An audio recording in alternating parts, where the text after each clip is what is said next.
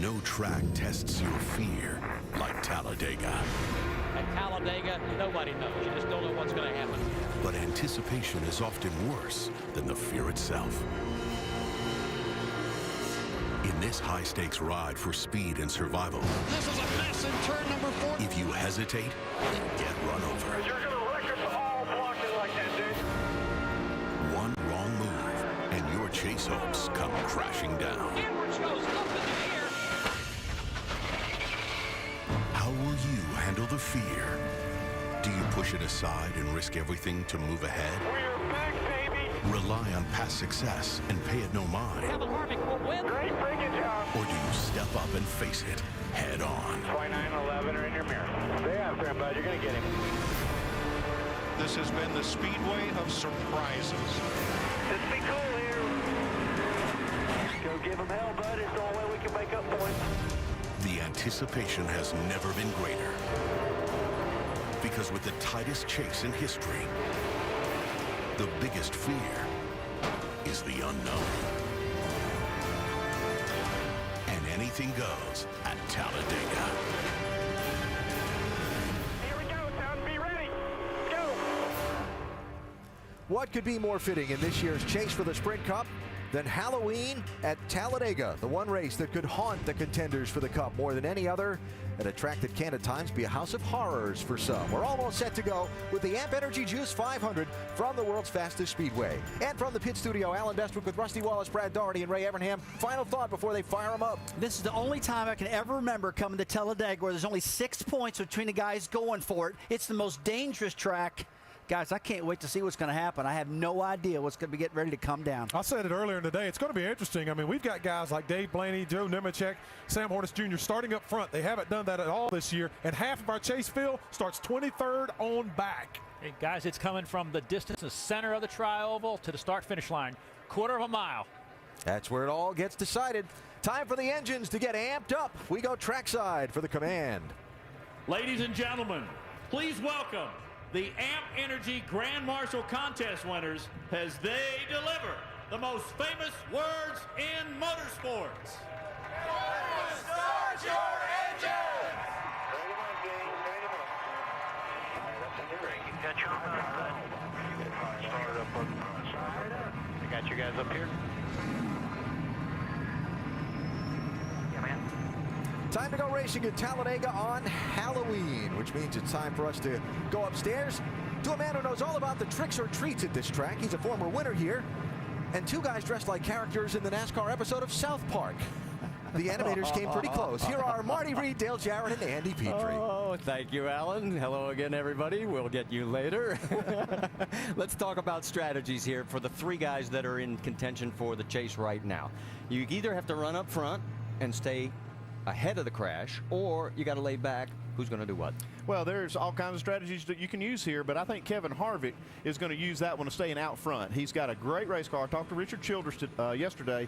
He said he's got 3 great cars. They're going to run up front, try to lead as many laps as possible, and win this race. That's the way he's going to close this gap on those 2 leaders, and he's hoping that he can do that today. Yeah, he may come right out of here with the points lead, but I look for Jimmy Johnson and Denny Hamlin kind of go to the back, hang out. I think if I could advise them, that's what I would do. It's not what you want to do as a racer. Sometimes you have to do what's best in trying to win a championship. Today's not about winning this race. It's about coming out of here with a chance in the last 3 of winning the championship. But let's talk about the other 40 drivers because they've got their own agenda. Oh, and what a great opportunity they have. This is one of those races that everybody in the field feels like they can win it. They're going to go out there and try to lead laps. They haven't been able to do that all year. They're going to have a chance to do that and possibly pull off that win.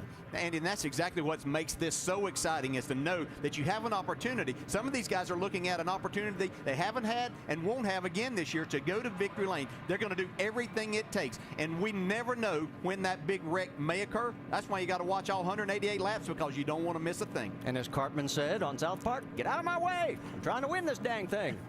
Let's talk to one of the guys who wants to win this thing. How about our in-race reporter, Dale Earnhardt Jr.? He's going to start 6th today, DJ. Dale Jr., Dale Jarrett, do you have a copy? Yeah.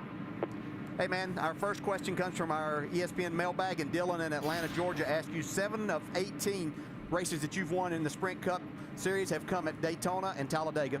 Why do you have more success than most of your peers on restrictor plate tracks? I've had some awesome cars, you know. I mean, we made the right moves at the end of the race, but the car was good enough to make them. And with Tony Jr. and Tony Sr. all the way up till the Hendrick equipment I'm driving today, you've always had really solid stuff every time I come here. Hey, Junior, talking about that Hendrick organization, we know how teamwork is talked about there. Has anything been said about the opportunity to help Jimmy Johnson possibly late in the race make up as many spots, or are you just saying, okay, if that opportunity's there, we'll take it if it should arrive? Yeah, it's just an opportunity kind of thing. You know, it's going to, the odds of us being able to team up, being in position to team up aren't going to be awesome, but if we happen to be in that position, I'd like to help him. But he knows just as well as I do that everybody's trying to win the race, and that's what we're here to do. But if we can help our teammate, man, we're going to do that. We're going to try to keep them toward the front when they need it, if that's what lays in front of us. But we're not, you know, if you go out of your way to do things, try to construct situations like that, you can get yourself in trouble. All right, Junior, thanks for talking with us. Good luck in your quest to go to victory lane today, and we'll talk to you later on. Appreciate it.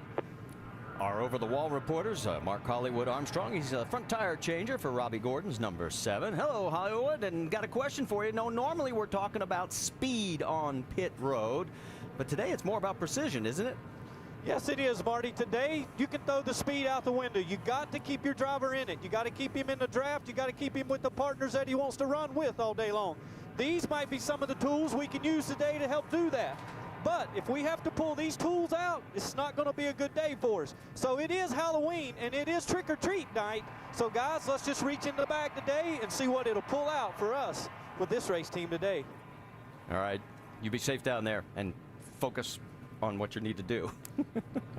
All right, let's take a look at the rest of our onboard cameras as we've got Denny Hamlin, Tony Stewart, Kevin Harvick, Clint Boyer, Marcus Ambrose, Jimmy Johnson. We've already talked to Dale Jr. and Carl Edwards. So you know what it means. That music says it's time to go green, and that's next after this message from AMP. Welcome back to the AMP Energy Juice 500 here at Talladega Super Speedway. Cars on the pace lap as we're going to set the grid for you. It'll come across the top of your screen. 3 cars did not make the field. Landon Castle, Travis Kvapil, and that's going to hurt that 38 team in their quest for the 35th and final guaranteed spot. And Johnny Sauter, the 3rd, that did not make the field. No cars will be going to the rear. And if you were with us for Countdown, you heard the 3 chase contenders in the top 3 positions talking about their strategy. Just in case you missed it, here it is. It's a fun race. I enjoy it. It's very strategic as far as where you put yourself and the things you can't control or you know, making a mistake or somebody else making a mistake and getting in that big wreck. I'm just going to try to get up front somewhat early, lead some laps, and see if we can lead the most. If we can and we get in the middle of the pack, then you'll see me try to hit the escape button. You just look for people that have the same philosophy as you do at the start of the race and at different parts of the race. At the end, you know, all the friendships you build and the way everybody works together goes out the window because we all need the best finish we can get. And talk about the finishes this year in 2010 on the restrictor plate tracks. Jimmy Johnson has not fared well at all. No better than 31st. Meanwhile, Kevin Harvick has been the best of the 3, winning twice in that time frame. All right, we've talked about the top 3. Let's talk about some of the others in the field of this 43. Jamie Little, you're up.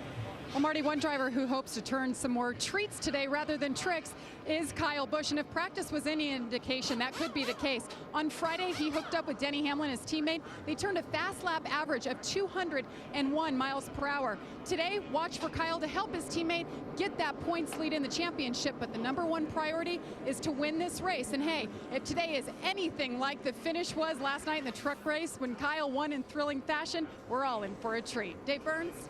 Well, Jamie Martin was a top 5 car here in the spring, but he qualified 30th for today's race. He said he was surprised after that because of how well the car ran in the big pack. He was fastest in final practice. But it won't be any surprise if Mark can win here this afternoon. He's a 2-time winner here. The team has been running well lately. And remember, just last week, he came from 2 laps down to finish 2nd at Martinsville. Starting 30th today? That doesn't scare Mark. Vince Welch? For Tony Stewart, it's now or never. 236 points out of the championship, a long shot for sure, but this team's not ready to throw in the towel. In fact, crew chief Darian Grubb said they don't need a miracle, they just need a little wreck and a lot of luck. Smoke won this race 2 years ago. If there's to be a storybook comeback, he'll need to do it again today. Doc?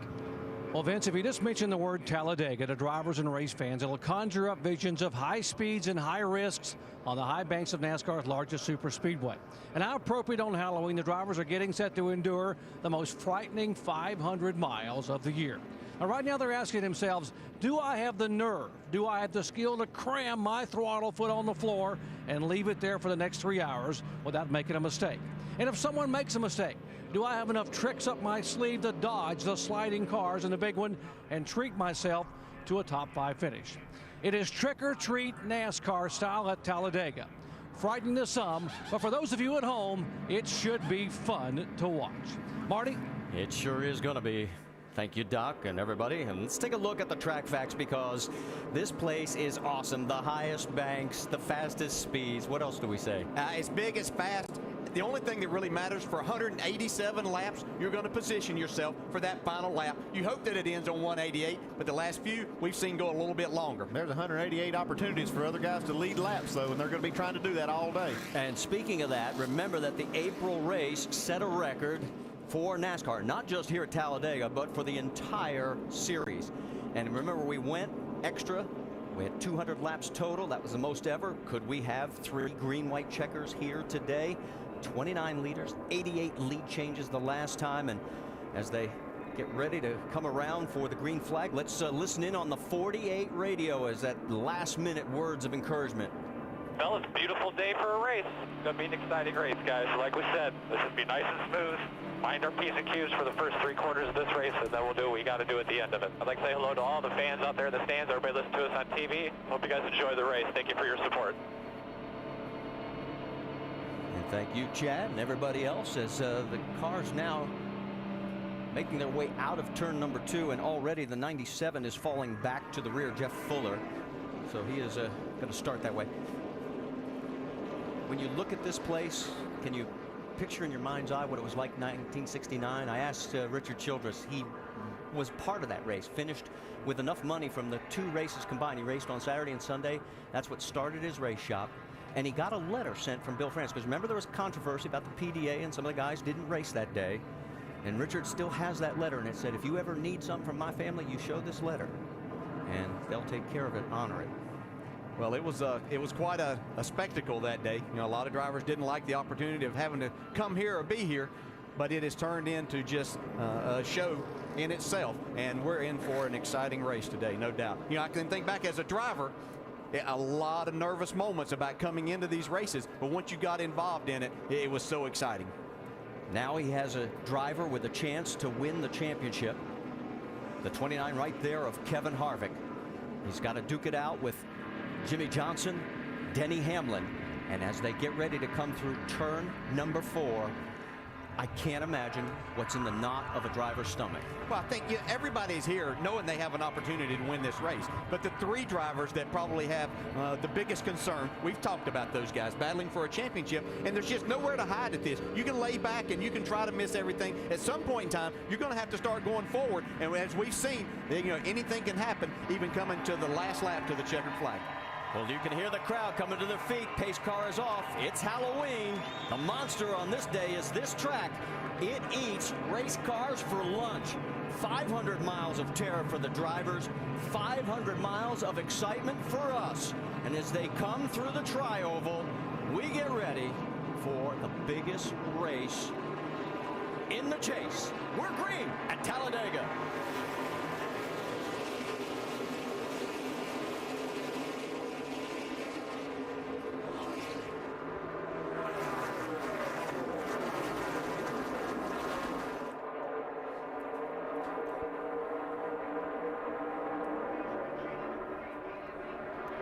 Coming out of 2, you notice Jamie McMurray pulled high and sort of to fall back.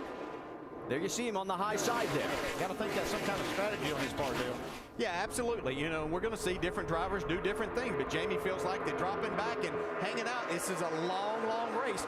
That gives him the best opportunity to be there when it matters. How about front row Joe up on the outside there, coming through 3 and 4?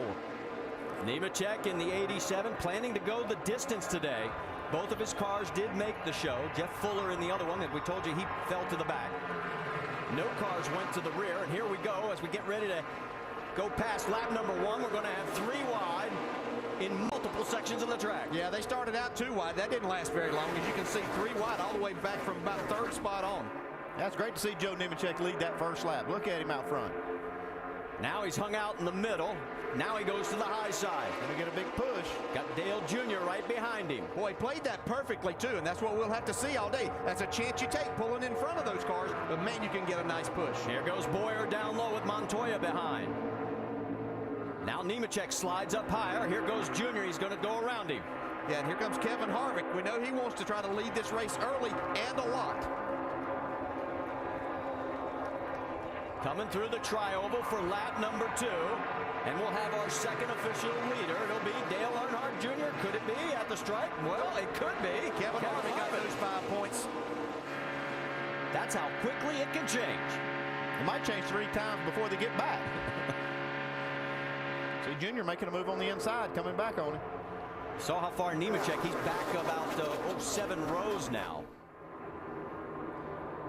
I think Kevin Harvick has established that he is one of the best restrictor plate drivers out there right now. See Denny Hamlin all the way down below the double yellow line, which is out of bounds, but he wasn't advancing his position. He's headed towards the back to hang out. Well, he said that if he couldn't get up front, he was going to slide back. There he is, and we already knew Jimmy Johnson was going to go back to the back and sort of lay back there and let things sort out.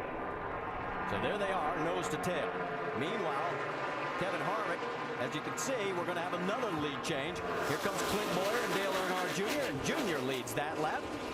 3 leaders in 3 laps. I don't know if it's possible. We could have 188 lead changes. Obviously, we don't have that many different leaders. Kurt Busch now in second, right behind Jr. Here comes Clint Boyer. He's got 2 cars helping him. Montoya and Harvick. See just how quickly all of this changes. Harvick looked like he was going to drop back maybe outside the top 10. He got a nice push, got his momentum going back forward. See, Boyer stretches out a little bit. That may give Montoya the opportunity to come back and make a pass before they get back to the line again. Coming to the stripe. Who's going to lead? Lap number 4. Officially, Clint Boyer. No, how about officially Montoya? Let's update. Jeff Fuller has taken his car behind the wall. Meanwhile, we've got 3 wide in the middle of this field.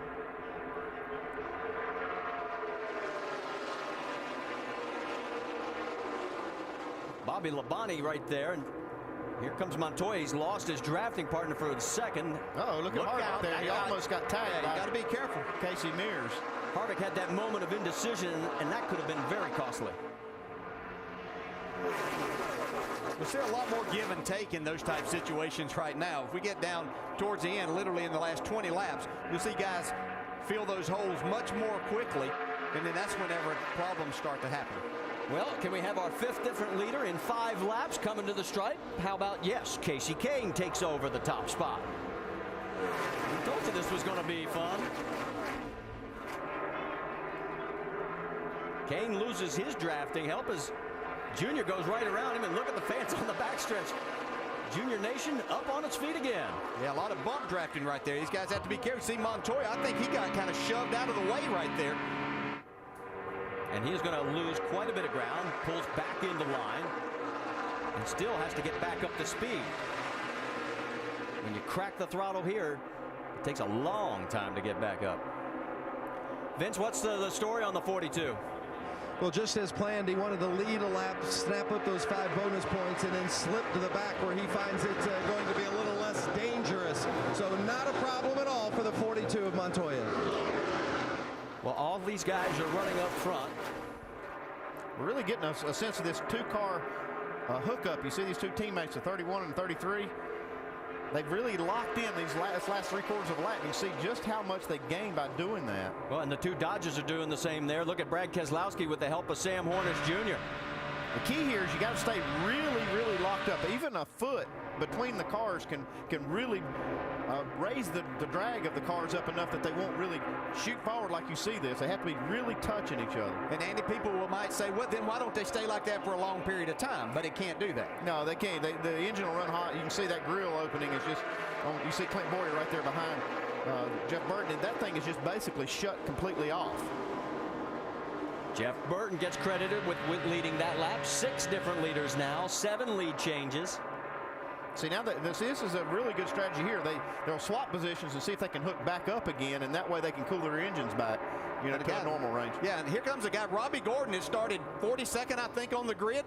He's trying to take the lead with Kevin Harvick's push. You're absolutely right. From 42nd in 7 laps, here he is moving to the front. On the high side, you've got Keselowski. Yeah, he may not make it back as the leader. You can see Harvick had to get off his bumper. He gave him such a shove out there. I think Robbie's going to get hung in the middle here. Might be getting a bump draft right here, though. While all this is going on, 5 chase contenders are 35th or deeper in the field. They're playing it safe. I think that's by design. Yep. Boyer leads that lap. Kurt Busch second. Earnhardt, Robbie Gordon, Keselowski credited with 5th. See another good drafter up front. See at 55 in that top lane, 3rd car back, Michael Walker. Doesn't get a lot of seat time lately, but he's really good on these restrictor plate tracks. Yeah, I was talking to Michael the other night at a function. He and Darrell had to raise money, and he was really excited about his opportunity to come in here with an opportunity, what he felt like to win the race. I just hope he isn't dressed like he was yesterday. Me too. For anybody who didn't see, they had a Halloween costume and a little shuffling there. Mrs. Howell from Gilligan's Island. That's right, I said Mrs. See, Keselowski going to try to get the lead here at the line. He does it. Yep, Brad's going to take the lead. So Keselowski now our 8th different leader. 9 lead changes in 9 laps. On board with Clint Boyer. You just can't lead 2 laps in a row at the start-finish line. Just incredible what these cars do in the draft.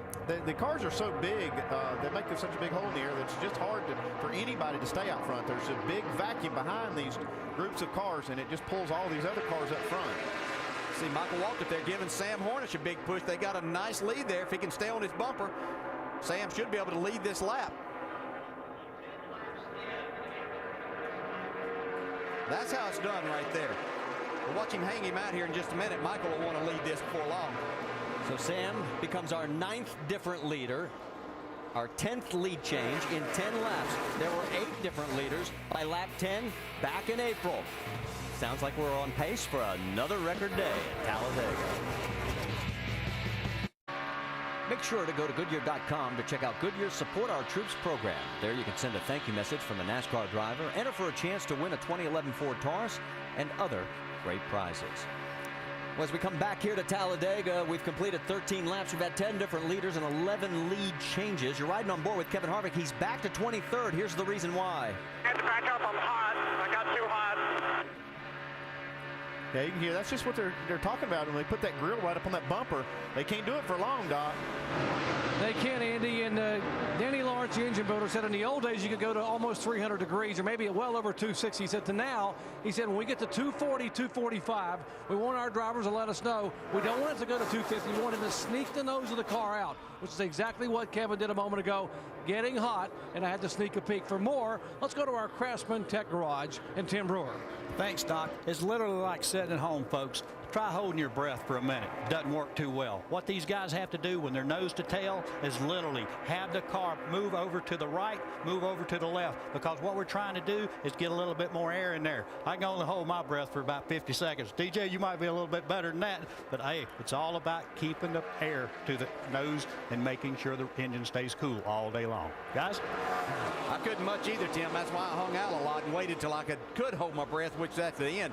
These guys are incredible. See these 2 cars get hooked up and just how fast they can go. See Jeff Burton pushing Matt Kenseth now. They came from nowhere past these guys, and now they've got a 15-car length lead. And behind those 2, it's Clint Boyer, Dale Jr., Kurt Busch, Eric Almirola, Bobby Labonte, Reagan, Robbie Gordon, Casey Kane. That's your top 10. And Harvick has jumped all the way back up, I should say, to 9th, with Bobby Labonte rounding out the top 10. So from 23rd to 9th in about 2 laps. Yeah, hang around. We'll change all of those numbers again. Right.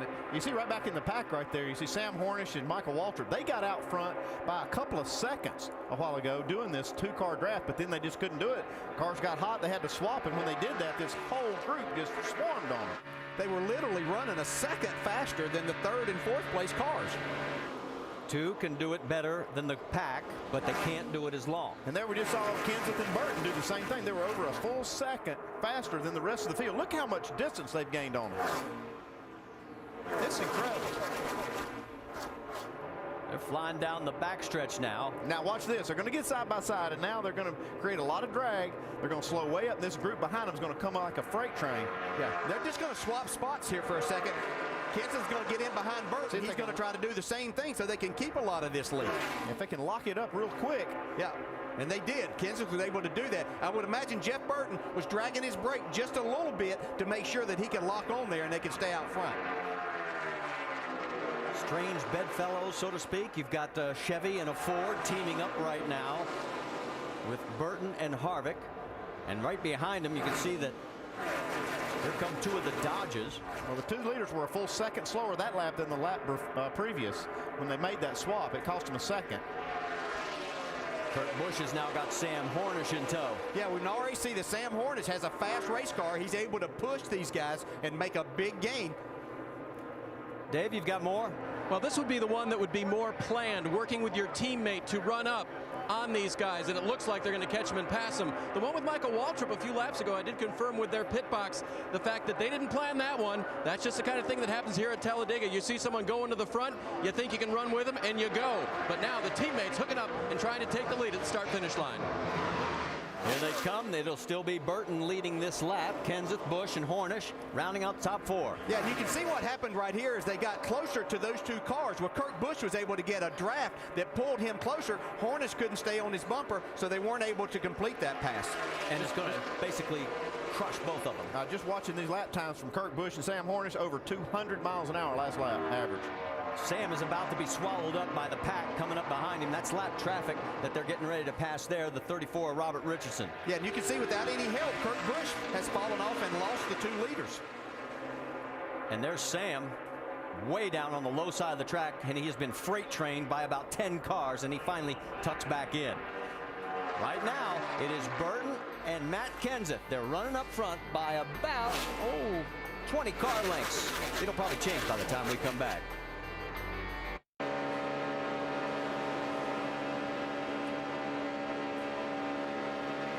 Chevrolet wants you and 3 of your friends to meet Kevin Harvick and Miss Sprint Cup at the NASCAR Sprint Cup Awards ceremony in Las Vegas. You could also win 2 all-new Chevrolet Cruze LTZs to go along with your trip. For a chance to win, enter at winyourchevy.com.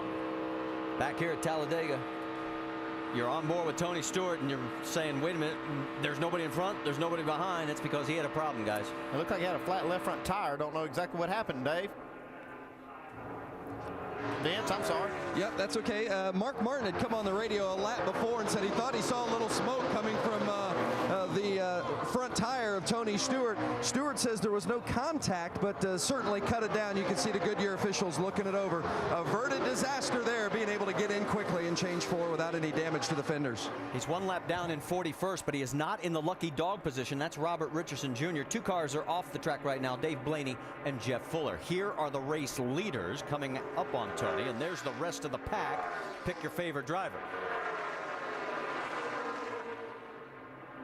Up front, it is Burton and Kenseth.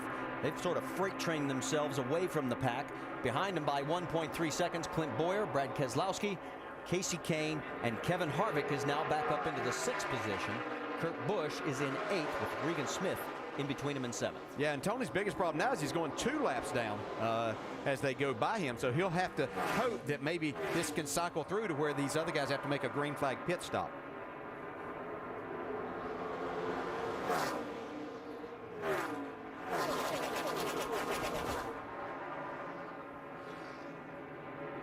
You can see Tony still on the low side of the track, and these 2 up front will change positions again to give The 17 a chance to cool his radiator. Yeah, they're being masterful at this. They're keeping about a 2-second lead here, which is incredible that they're working this well together. But they lead about 2 laps each, and then they switch so that they don't hurt their engines. Meanwhile, while all this is going on, how about where Denny Hamlin is? He's 33rd right now on the racetrack, and his teammate Kyle Busch is 36th. Here was the conversation on the radio. I was just seeing what my car was doing there. Simple. Wasn't sure if you wanted to go up there and play because it kind of calmed down a little. I'd just like to lead a lap. You know, I was waiting on the tires to wear off a little bit so it's not so crazy, and then I was going to try to lead a lap. Yeah. I don't know if you want to do that, though, because the more tires wear off, the less you can push, you know? Right. We'll just see what happens later on. I mean, we don't have to get it right away, but maybe after a pit stop or something, we get out front. 10-4. Yeah, and there's different ways to look at this. You know, if I were going to employ that strategy that they are back there, I would wait and maybe stay out a lap on the green flag stops to lead a lap. Or if it happens to be under caution, you can also stay out if you're going to hang out at the back anyway. It doesn't hurt you. So there are different ways to go about it. Some point in time, you got to know what your car will do throughout the day. And from where they are, it's got a lot of cars to pass and a lot of risk getting there. Well, let's get an update on Denny Hamlin from Vince. Well, maybe DJ can comment on this afterwards, but I think it really takes a lot of discipline to ride comfortably back there and to not want to go play, as you heard the guys talk about, because Denny came on the radio with Mike Ford a little bit ago, Mike Ford being his crew chief, of course, and Denny sounded like he wanted to go run a little bit. Mike, pulled the reins on him, tugged on the reins a little bit, and they decided, no, we'll stay back here toward the back. But I think he wouldn't mind going up and seeing what he's got, maybe have a little fun up toward the front. Yeah, you're right, Vince. It is a long day. It makes it very difficult to sit back there and do that, especially when you know you have a good car, but you have to stick with your plan. Again, this is not about winning today's race until it gets down at the end. It's about surviving this and keeping yourself in a championship battle. They've got 3 other races to go try to win. And obviously if they get in position late in this, they'll do exactly that, but you have to get to that point. You saw Jeff Burton and Matt Kenseth swap positions again. Remember, these two used to be teammates at Roush Racing. In fact, they had a total of 169 races, and 19 of those as teammates on the restrictor plate tracks. They're doing a great job of working together. They kind of got this whole system figured out as to where's the best place for them to pass each other back to get the other one out front. But you can see the pack led by Brad Keselowski is coming at them fast right now on the high side. As the pack comes through, let's check in on Jimmy Johnson and one of his teammates. He's actually Jeff Gordon. The second pack have lost a lot of ground to that first pack. You see Mark Martin leading that charge with A.J. Allmendinger, then Gordon, Johnson, McMurray, Edwards. Montoya's back in this group. And all of a sudden, look what's happened up front. Brad Keselowski and the 83 of Casey Kane, they ran down the top 2 because they sort of had trouble staying locked up. Well, yeah, and eventually you're just going to have to cool a little bit longer than what they were because you're going to mess up the engine if you're not careful. So they know whenever they need to employ that strategy, they can do it again, and they'll find each other to try to work with each other. Burton led 8 laps. Kenseth led 7. We have had 11 different leaders and 18 lead changes. Here comes Brad Keselowski as he's going to lead another lap. Meanwhile, we were getting ready to give you an update on Jimmy Johnson. Let's do it now, Dave Burns. Well, and Marty, he is, I believe, 4th in that line of cars right now. And they talked about getting out and moving to the front and making something happen. And Jimmy was afraid it just wouldn't last long enough. He felt like if he got out there, even with Jeff Gordon, his teammate, or Mark Martin, that it wouldn't last long enough to get him up toward the group. Chad keeps reminding him, you're doing what we need you to do, and you are catching the main pack. Although it's kind of hard to see with the naked eye down here. Yeah, well, if you look at the monitor, Dave, they've gained a second or so on this pack by running that, how they're running. So for long, it looks like they're going to be up there. Behind Keselowski, it's Kane, Harvick, Kurt Busch, Elliott Sadler now in the top 5, and David Gilliland up to 6. There's your top 5 after 30 of 188 laps at the AMP Energy Juice 500 at Talladega. Caution-free so far in the AMP Energy Juice 500 at Talladega Superspeedway. Riding on board with Dale Earnhardt Jr. for the moment. Time for the AT&T Fastest Pit Crew of the Year award. Currently in the lead, Jeff Gordon's team, but you can help determine the standings. Vote from your AT&T phone by texting the car number of your selected crew to 2258 for the pit crew you think's the fastest and most valuable. From the pit studio with Rusty Ray and Brad getting ready in just another lap or so for green flag pit stops. We talked about it on Countdown, what to watch for when they come to pit road en masse. Well, Alan, it's going to get crowded. They're going to probably come in 3 different waves, 2 big packs and 1 small pack. They're going to have to be careful getting on, not to bump into one another, damage aerodynamically, and do not make a mistake on pit road. If you lose that draft, you're going to go a lap down. And the most important thing, Ray, for me as a driver, I had to get this car to the bottom of the racetrack. I've got the hand signals going on right now. I'm telling everybody behind me, I'm getting ready to pit. I do not want to get hung on the outside where I can't get down. And when I get down, I got to remember, I'm coming from 195 miles per hour, and I got to slow this baby down to 55 miles per hour. So, Brad, it's a big slowdown for me. Yeah. The thing for me is, we've got 5 of our chasers just kind of hanging out in the back. Are they going to maintain that position, come in, get nice, smooth pit stops, go back out, and continue to stay back there as they knock off laps throughout the day?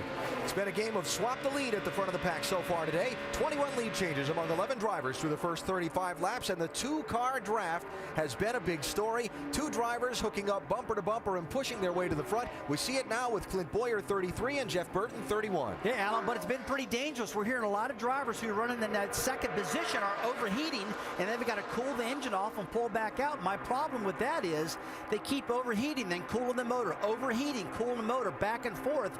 And I got to believe if this continues, it could start hurting engines and hurting performance in those cars. We'll keep an eye on that as the day unfolds. Burton abandons that 2-car draft. There he comes. There you go. That was his spotter, Mike Dillon, telling Clint Boyer to come on, get up there and get after it. The train's coming. So Clint Boyer leads that lap at the start-finish line, and that would be the second time today that Boyer has paced a circuit out in front. Hearing some chatter on some of the team's radios that we'll see these green flag pit stops somewhere in the next couple of laps. So begin to look for the hands waving inside the windshields of the cars. Drivers trying to signal the guys behind them that they're getting ready to turn left. And another thing you got to remember, too, a lot of these guys are going to do right side pit stops, just right side tires. Here we go. They got to make sure they don't lock up the tires and flat spot them, because they don't want that to happen right now. Cars peeling off, heading to pit road, while another train continues on around the racetrack. Keselowski, Kurt Busch, David Gilliland, Sam Hornish Jr., Dale Earnhardt Jr. on pit road. We go to Dave Burns. Penske teammates on pit road. The 12 car gotten a little bit hot pushing other cars, so they may take a look at removal of a little bit of tape. The 2 car for Kurt Busch, he was tight coming off of the corners, and the left rear wedge is going to be the call on the 2 car. 4 tire stops for both of these Penske cars.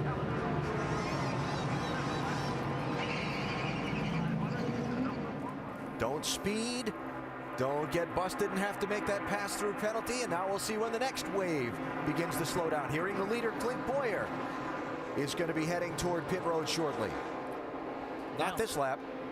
Being in that early wave is not a bad thing, because you come in, your pit road's clean. As those guys come in, you'll lose time. The more cars that want to hit pit road at the same time will get jammed up. Sometimes it's good to be in that early wave if it doesn't affect your fuel mileage for the rest of the race. Kyle Busch in for his stop along with Denny Hamlin. Jamie? And you see him working it right there. Kyle Busch kind of been moving all around so far, trying to feel out his drafting partners. They are going to do a 4-tire stop here. Remember, not many adjustments you can make on these speedway cars, Vince. There will be no adjustments on the 11 of Denny Hamlin, just 4 tires and fuel. Mike Ford reminded him 4,400 RPM down the pit lane. Do not get a speeding penalty. Good entry into the box. Stalled it a little bit coming out, so a little bit slow on the exit for the 11 of Denny Hamlin. More drama going on. Clint Boyer's team called him in a lap ago to pit road. He's on the radio saying, Mike, can you hear me? We're talking to Mike Dillon, his spotter. So this is the second lap in a row Boyer's driven past pit road when they've called him in. Jamie? And Jeff Gordon in the 24 there. His goal was to run where the action is. Did not want to hang back, but that has not been the case so far. Steve Letarte making the call saying, wait. Right sides only, Dave. And the reigning champion. Jimmy Johnson will get a track bar adjustment for that race car. 4 tires for, no, it's going to be only 2. And now they've got a problem. They decide they need to get it full of fuel. They weren't there yet. Jimmy took off, and now he leaves hopefully full of fuel. All right. Let's see. Clint Boyer looks like he's gotten the message this time and is hitting the brakes to head to pit road as the cycle of stops continue. I'll tell you, no communication at Talladega is a bad thing. That was a scary moment right there for that team. Lap led for Kevin Harvick in the exchange of pit stops. Jamie? Alan, the reason why the 33 didn't know he was supposed to pit, there was a hung radio. Somebody had it clicked open. He could not communicate with his team. They got it right on the 3rd try. 4 tires for Clint Boyer, Doc. Jeff Burton, 4 tires. Said, look at the back of the hood, guys. It's pumping up a little bit in the draft. They look at the hood, 4 tires, and Boyer will beat him out as they head down pit road. Vince. The 98 of Paul Menard, it's a 4-tire change. He said he likes the way the car is running in the high lane. Really comfortable with the car at this point. Very stable. No changes for Paul Menard. So yet to pit Kevin Harvick, who is the race leader, and that'll be Harvick leading this group in the charge down pit road. Matt Kenseth, look out. Whoa, man. Wow, that was close. Woo. Didn't see him with all that camouflage. There you go. Go ahead, Jamie. And Matt Kenseth saying he needs a little more speed. The goal was to stay with the 31. They're going to fill it up with Sunoco fuel, and it is going to be a 4-tire stop for the 17, Doc. 4 tires, chassis adjustment, and Kevin Harvick said you've got to take some tape off the grill. The temperature is 240 and not going down even outside the draft. He's down and away. There's something to keep an eye on for Kevin Harvick. Yeah, once they get those engines that hot, Alan, it's hard to cool them down. All right, so the cycle of pit stops continues for the moment. The guys just coming off pit road have to get back up to speed, which takes a couple laps to get full song up to speed. Well, I was really wondering how long these guys could go on fuel. Looks like Kevin Harvick went 39 laps. This guy's been out here for quite a long time. I have to figure the fuel burn on that, what they're getting for miles per gallon. That'd be pretty interesting to find that number. Yeah, it was interesting listening to Jeff Gordon earlier talking about wanting to be amongst the action, but he's not been able to get up and mixed up with the guys. He's really was in the back earlier, just kind of riding. So it's interesting how these strategies play out through the day, how close you can hit on your strategy, and what you have to do to adjust when you can't be right in the middle of what you want to be doing. So as the pack has broken apart through the series of green flag pit stops, you see David Rudiman in the 00 and Marcus Ambrose in the 47. They are the leaders in that 2-car pack, but now the rest of the field beginning to kind of close back in as the draft reforms. You got to be thinking, if I was Denny Hamlin, man, I want to get some points. And if I'm thinking Kevin Harvick, I got some points. I mean, these guys that have not led a lap yet, Denny Hamlin, Jimmy Johnson, you got to be getting a little bit antsy, Brad. Want to get up there and lead at least a lap before they go back highs again. Especially Denny Hamlin, who's been in the back most of the day, just riding around. He and Kyle Busch hooked up earlier in the day. They both were super fast, but he just maintained that 20th to 25th position. You would think he'd want to be up there getting those bonus points. So after the cycle of pit stops, you have Denny Hamlin showing back in 19th position. Jimmy Johnson showing, where is he? He's just a little bit farther behind. Jimmy Johnson back in 17th, just moved to 16th. And Kevin Harvick being swallowed up by the pack coming off of pit road. Harvick now being shown in 20th position as, again, the pack reforms after the green flag pit stops. So we're caution-free, 25 lead changes, 13 leaders. The first round of pit stops complete. It's been pretty wild so far at Talladega, and a lot still to come. It's the 83rd time we've been racing at Talladega Superspeedway, and it has not let us down, as the 2-car freight trains that we have seen have been better than the multi-car efforts. But don't try this, not even on Halloween, on your freeway at home. I don't think the local constabulary would approve, especially if you're trying to do it at 200 miles an hour. As you see, the pack has reformed after the first round of green flag stops.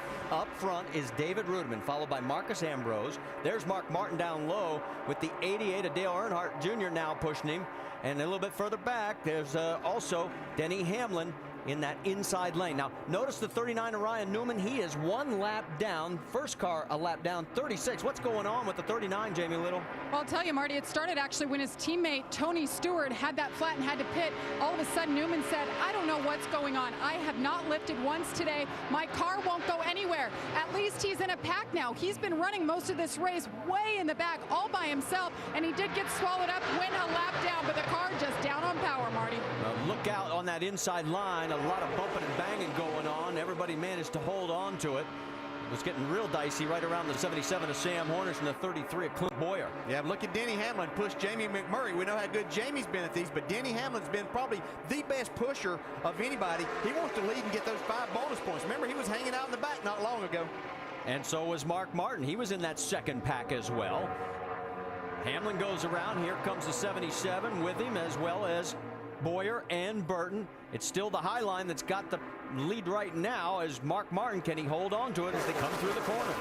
Sam Hornish Jr., you see pushing Denny Hamlin. He's done a good job of that today, pushing a lot of cars to the lead.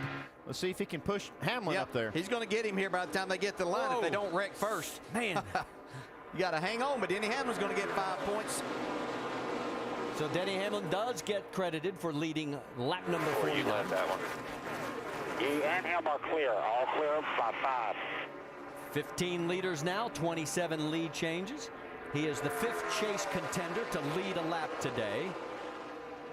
Hey, Sam Hornish Jr. really doing a good job on that 2-car hookup. Yeah, these Dodges seem to really have a lot of power here today, and that's going to really be in their favor when it comes down time to win this race.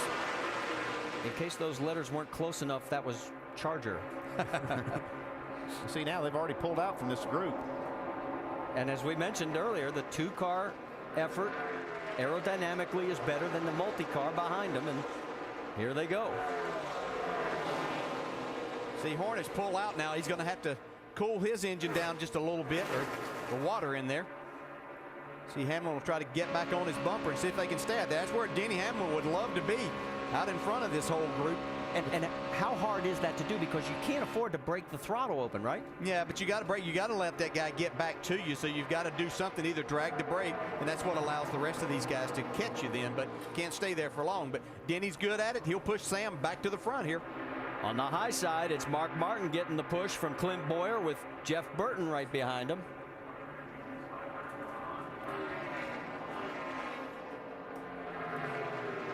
Let's see who's going to lead this lap here at Talladega as they come down towards the stripe. That guy's going to be holding that blue passing flag all day long up there in the stand. Mark Martin gets credited now as 28 lead changes among 15 different leaders. In fact, let's get an update on the 5, Dave.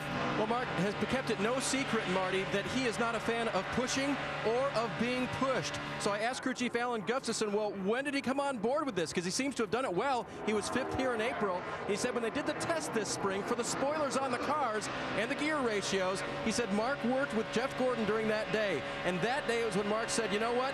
I can do this now. I feel comfortable doing this. And Alan said part of it is just other people knowing you're willing to do it. And now that people know that, Mark is out front, and I think he's a more potential winner here at Talladega.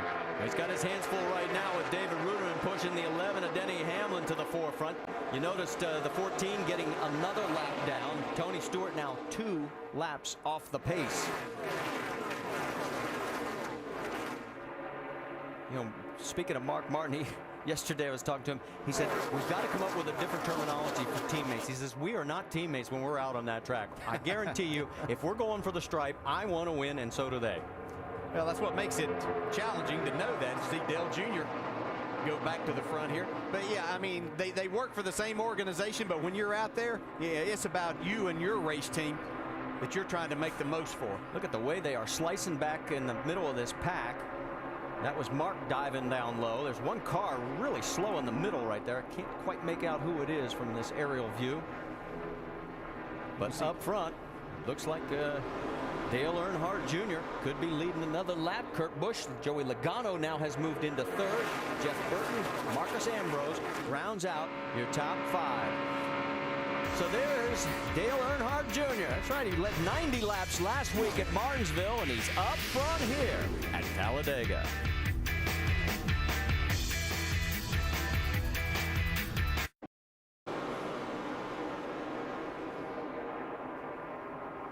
Welcome back to the AMP Energy Juice 500 here at Talladega. Make sure to go to NASCAR.com for all your latest NASCAR information.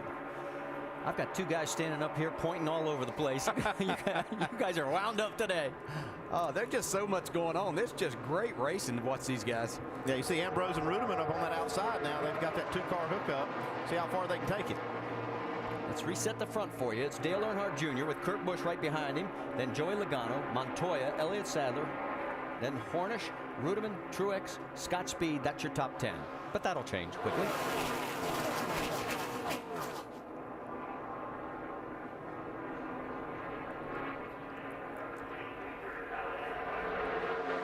As they come by the stripe one more time, Dale Earnhardt Jr. is now going to be the leader in the clubhouse with laps led. We've had 15 different leaders and 30 lead changes, and Dale Jr.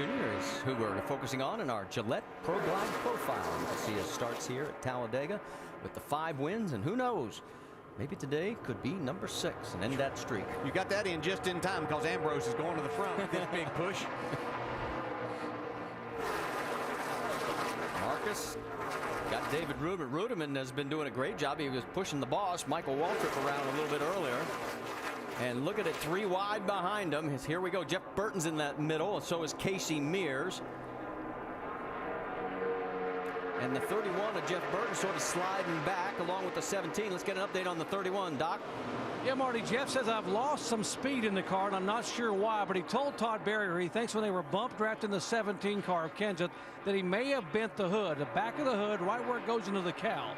And that's a very important part here to get airflow in terms of horsepower. And Jeff said for whatever reason, we've lost speed, and I can't get it back right now. We're going to look when we get on pit road again at the very back of the hood. You see a lot of movement. Marcus Ambrose is falling back like a rock right now. That was Marcus's view, and you could see everybody going by him there. The 09 on the high side is Bobby Labonte. Brad Keselowski pulls right in front of him. A little bit further forward, you see the 6 of David Ragan. Ragan's one of those guys that just lost contact with the pack. He is the first car 1 lap down, shown in 33rd. Newman 1 lap down in 34th. Yeah, you see Kyle Busch there in the 18 who was hanging out in the back in that before those round of pit stops. He's going to try to push David Ragan up there, and he's going to try to take the lead himself. Ragan been running good, but he had some problems on pit road. In all that exchange, anyway, he ended up losing the draft in a lap down, but has a pretty fast car. See, Kyle lost contact with him there for just a second. Here comes Burton pushing Casey Mears. And when you're in the middle and you lose that contact, you can see the end result. Everybody waves to you as they go by. Now he's hooked back up with Ragan. Still in the middle, though.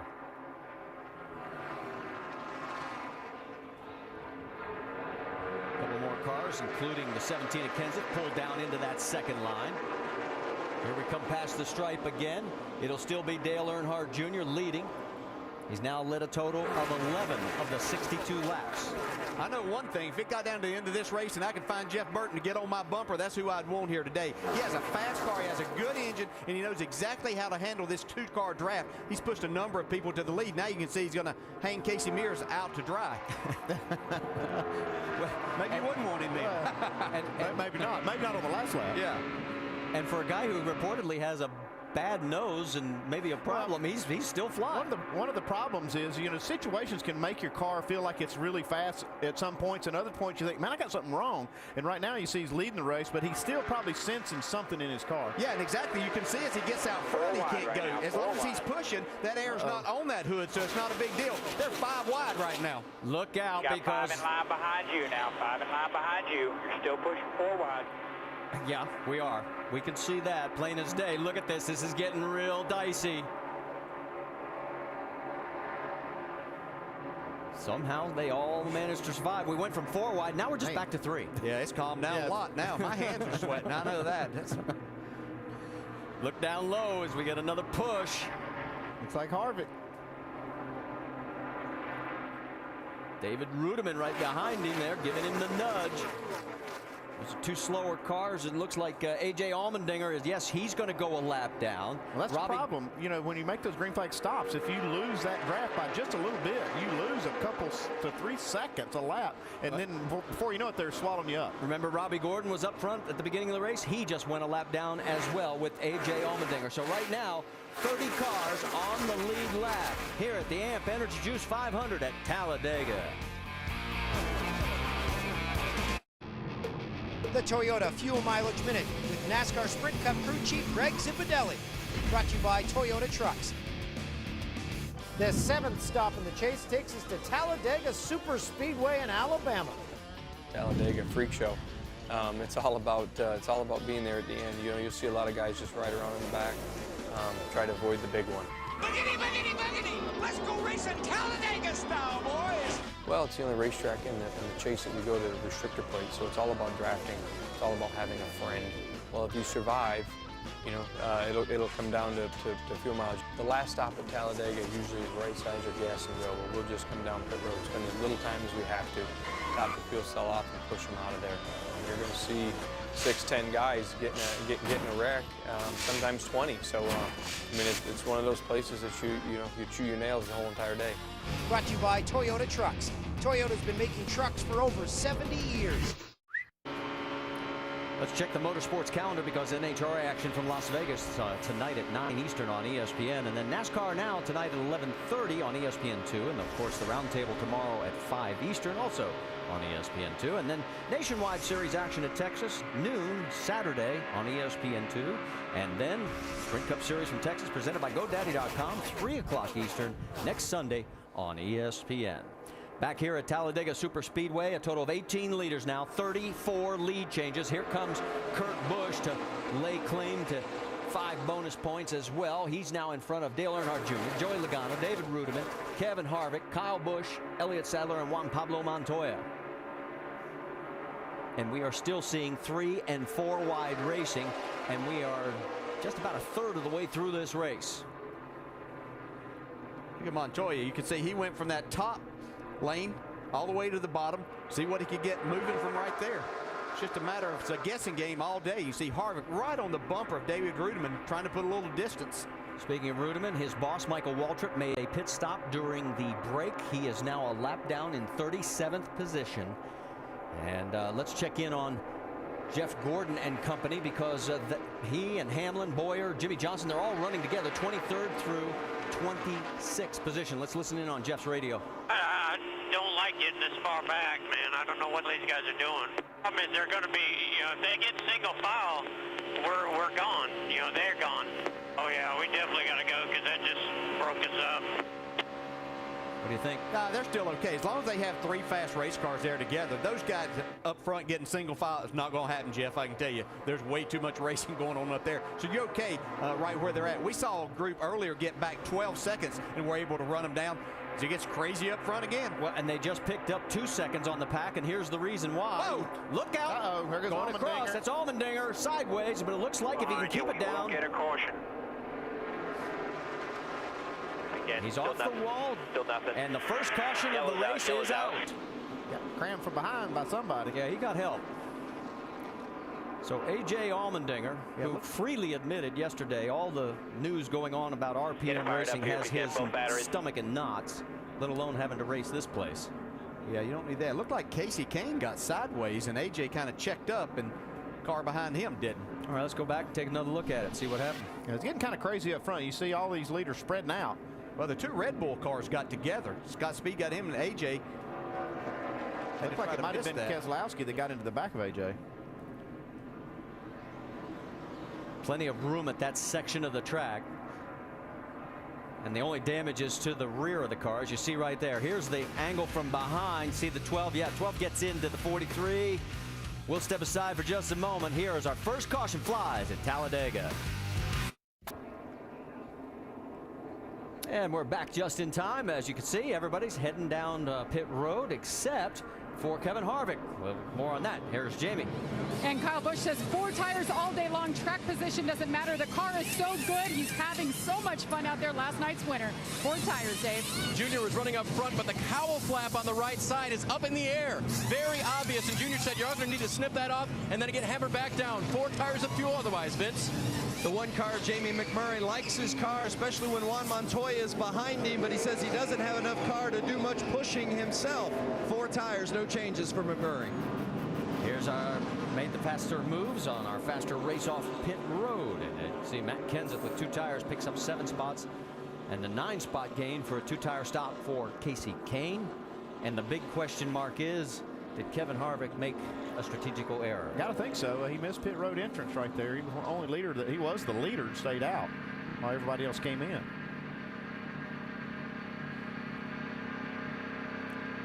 While we've got a moment, let's get you the Aaron's lucky dog. It will be Robbie Gordon, as he will now come back on the lead lap, giving us 30 cars on the lead lap here at Talladega.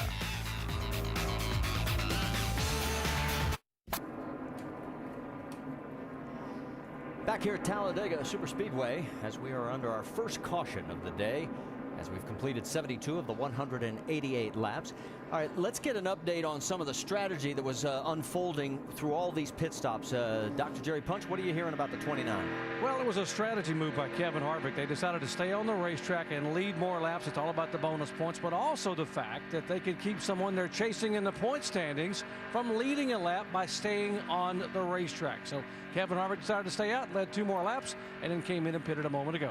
Vince. Well, one of the decisions made by the 11 team as to why they did not come with everyone else and stayed out and then came in later is just the fact that they wanted a clean pit road. Didn't want to take any chances of getting dinged up on pit road. They know they got plenty of race left and plenty of car to get to where they need to be. Marty? Hamlin restart 26th, and Harvick in 23rd. Green flag flies. Up front it is Kenseth, Kyle Busch, McMurray, Rudiman, Logano, and Kane.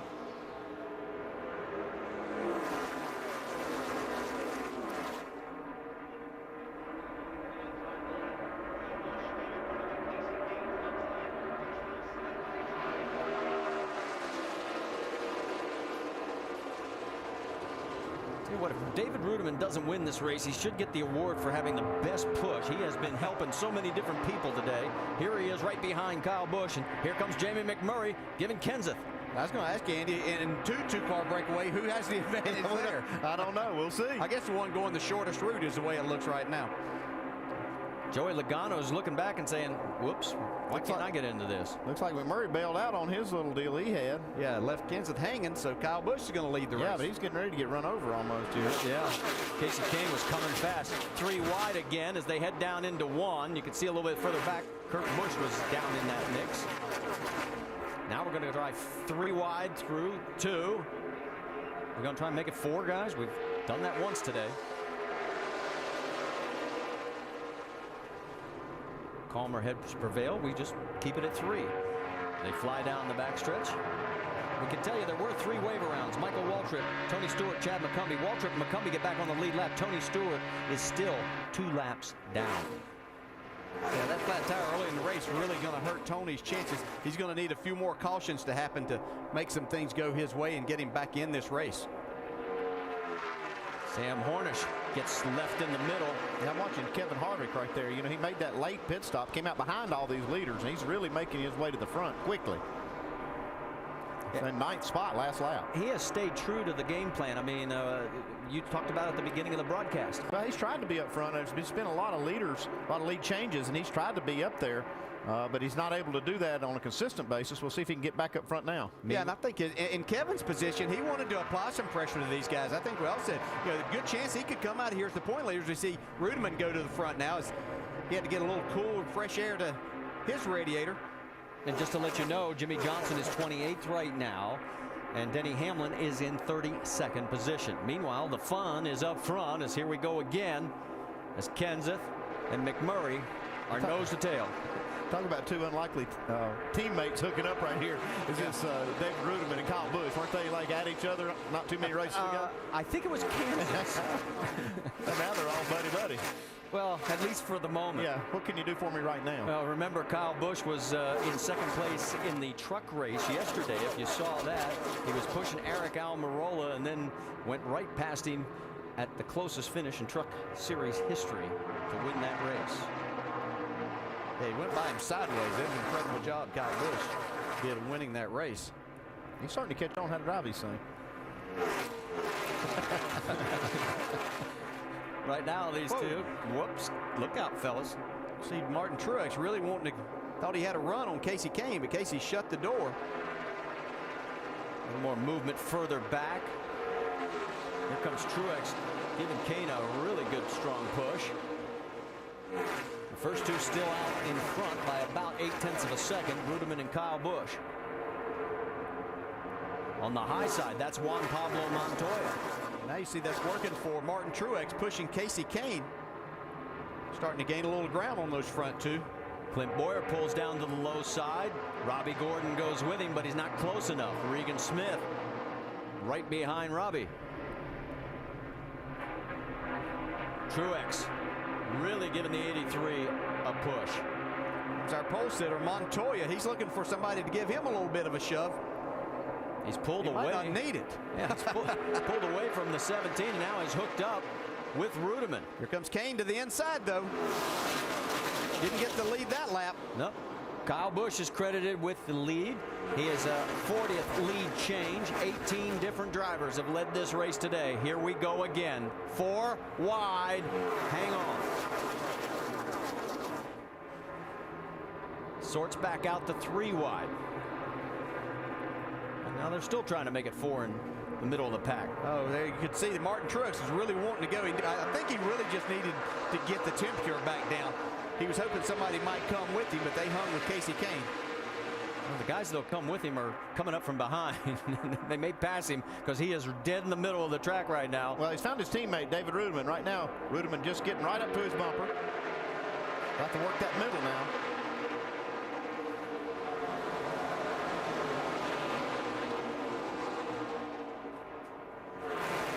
Still 3 wide as they go through turn 1 and 2 again. Back in the 21st position, Jeff Burton. There we see him. What's the latest you're hearing, Doc? Well, Marty, he got some repairs and got a big break in that previous caution in the pit stop. They came in the first time and they put 4 tires on it and 2 pop rivets at the back of the hood to hold the hood down. He left pit road and said, I got a bad vibration on 2 tires. They came back down pit road, changed 4 more tires, and added another pop rivet to the back of the hood. Note the vibration is gone, but the car still isn't running the way it was at the beginning of the race. Some nose damage up front on his Chevy. Well, thanks for the update, Doc. And as we said, he is right now back at 16th position. He's picked up a few more spots. Meanwhile, up front, you can see what's going on there. And look who has gotten into the mix. Dale Earnhardt Jr. and Kevin Harvick back to the front. They have picked up 25 and 22nd places, respectively, since the restart. Yeah, sure have. And I can tell you, I questioned Kevin Harvick's strategy of going, waiting, leading those laps and putting himself back in position. But he knows how capable he and his car are of going to the front. See a little bump draft in there. Teammates Jamie McMurray trying to give Montoya a little bit of a shove. Gonna have to be careful how far he shoves him because Regan Smith's right in front of Montoya. If you think about Harvick's strategy staying out right there, you'd think he might be able to lead more laps by pitting with the leaders and getting back out with the lead. But by staying out, he kept Jimmy Johnson from staying out and leading the lap. So still, to this point of the race, Jimmy Johnson has not led a lap. Well, Sprint brings you an inside look at the chase for the NASCAR Sprint Cup on the Now Network. And our top speed, 205 miles an hour by Regan Smith. And the fastest lap of the race so far, 47.57 seconds by our pole sitter, Juan Pablo Montoya. For more NASCAR stats, in-car audio, and live race radio, check out NASCAR Sprint Cup Mobile at sprint.com/speed. And speaking of speed, we have plenty of it here at Talladega. Oh, here we go. 4 wide again as they head for the corner. There's teammates working together. Jamie McMurray's pushing Montoya back to the front of this. So Montoya is out front of Jamie McMurray, Truex, Earnhardt Jr., and Hornish. That's your top 5 here at Talladega.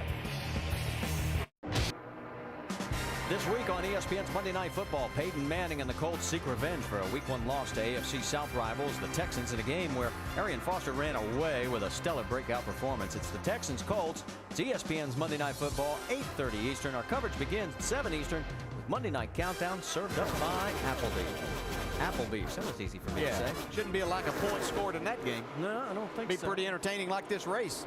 It sure is.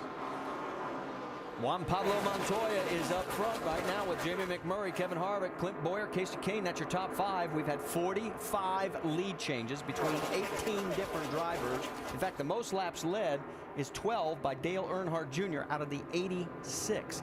But there is a development further back in this field. Denny Hamlin has lost contact with the pack. There he is. He is a full 25 seconds behind. What's going on, Vince?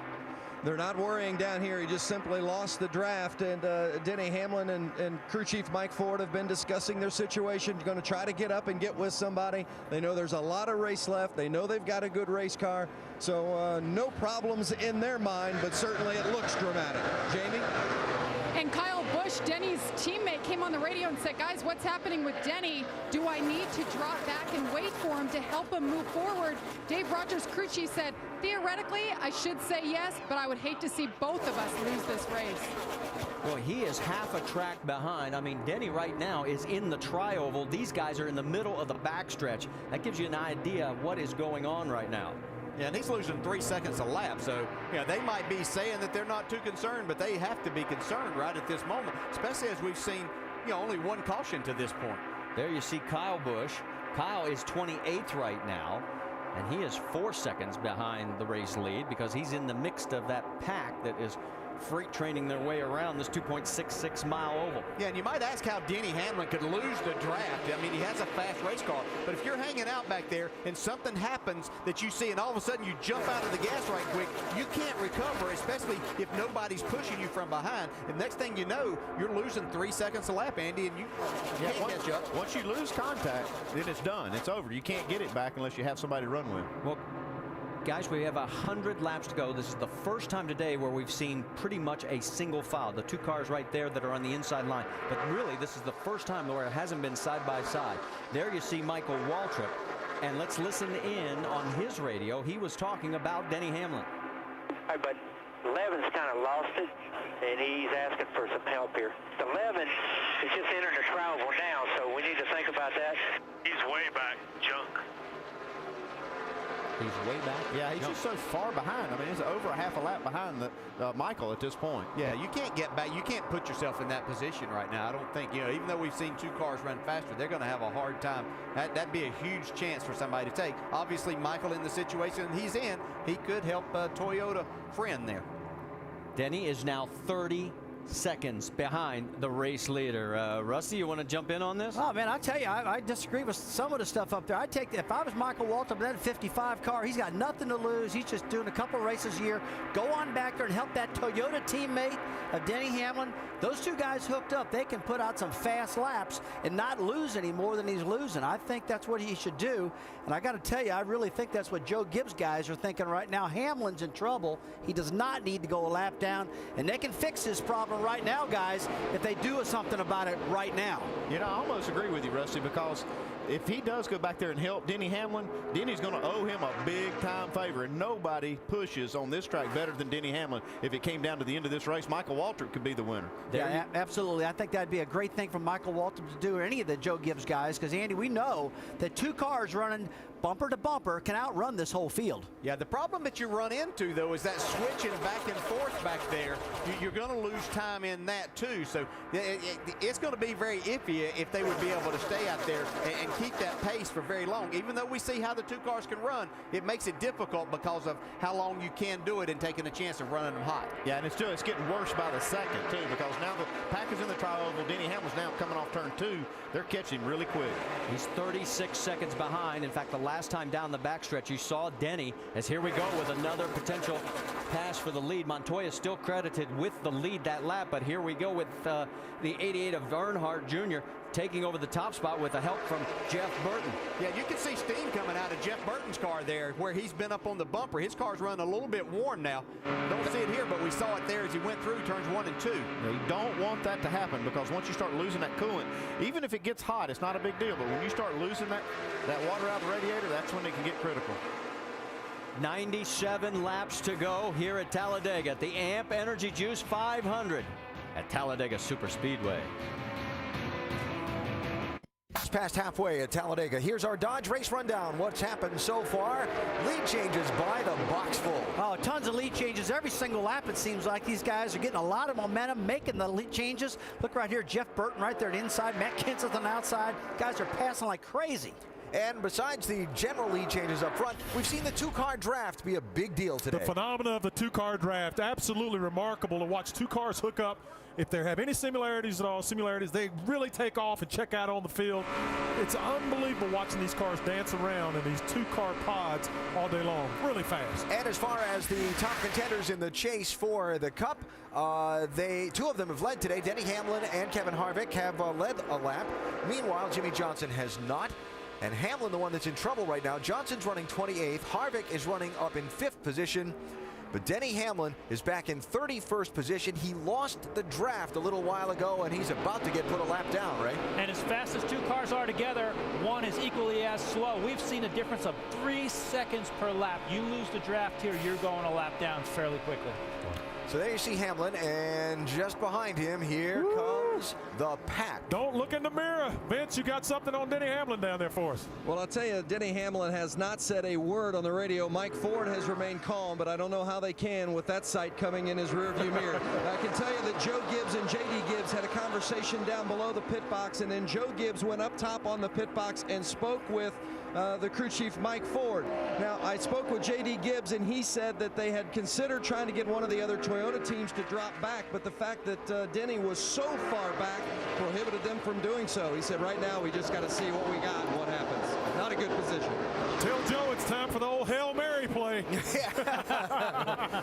And just a little added drama twist. Remember on the set of caution flag pit stops, a little while ago, Kevin Harvick stayed out and didn't pit with the leaders. If he continues to do that, that takes the tool of the wave around out of Hamlin's crew chief Mike Ford's hands. Yeah, we're seeing some great strategy with some of these new rules. Not only did he stop Jimmy Johnson from leading a lap, but if he's going to control a race like that, he can stop these guys from taking the wave around and getting the lap back. You know, looking at the number of cars on the lead lap, we have less cars on the lead lap than we've had here in the past, and that might be a factor of Kevin doing that.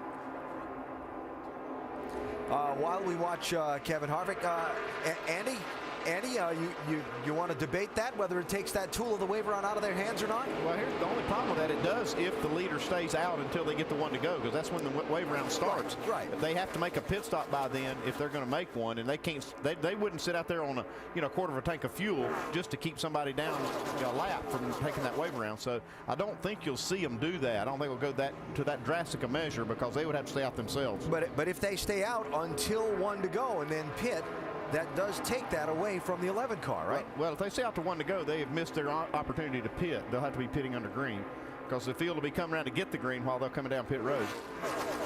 Well, no matter what happens, I can tell you one thing. This is a huge mistake on Denny Hamlin's part. Unbelievable that nobody went back there and got him when they had the opportunity to help him. All right, so here it goes. Denny Hamlin's about to go a lap down, and now he's got some work to do as we go upstairs to Marty, DJ, and Andy.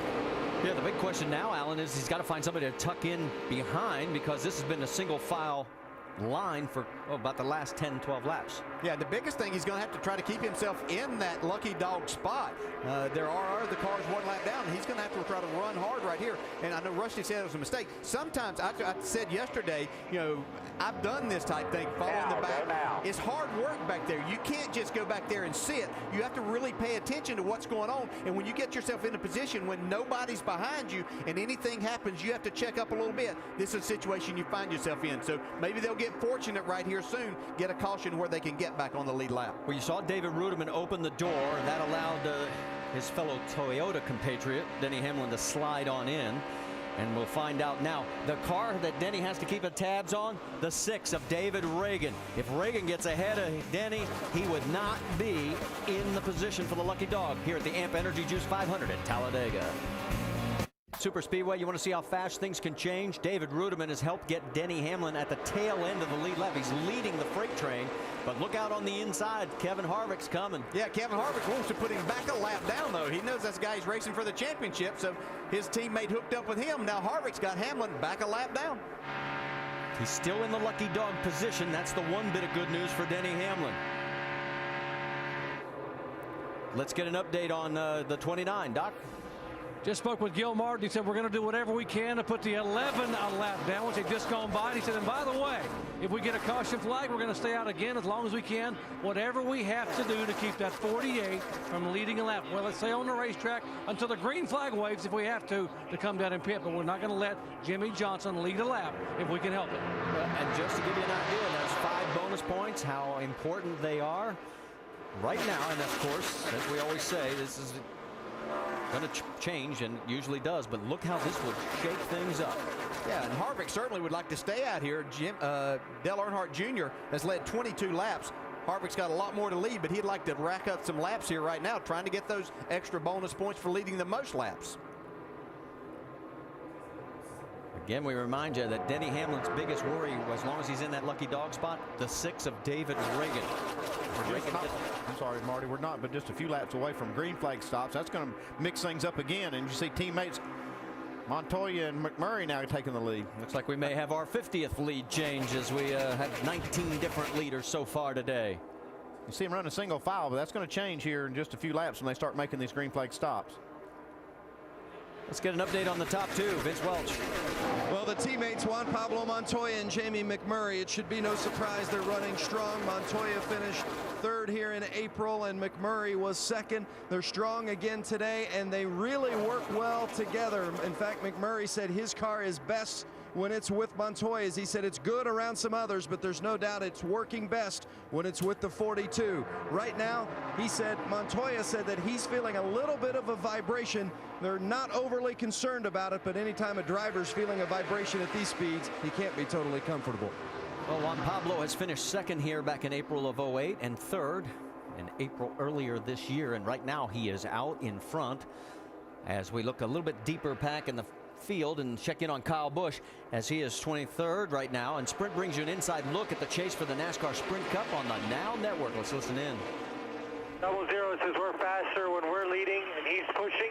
If it comes down to it, they might go to 29 because they think they're faster pushing the 29 than us. Whoever restarts up front, in front or behind each other and pushes like hell, it's all it comes down to anymore, unless they let this thing go green to the end. For more NASCAR stats, in-car audio, and live race radio, check out NASCAR Sprint Cup Mobile at sprint.com/speed. Here we go again. Matt Kenseth looks like he's going to take the point right now with Jeff Burton behind. And pit stops are just around the corner. 80 laps to go next time by here at the AMP Energy Juice 500 at Talladega.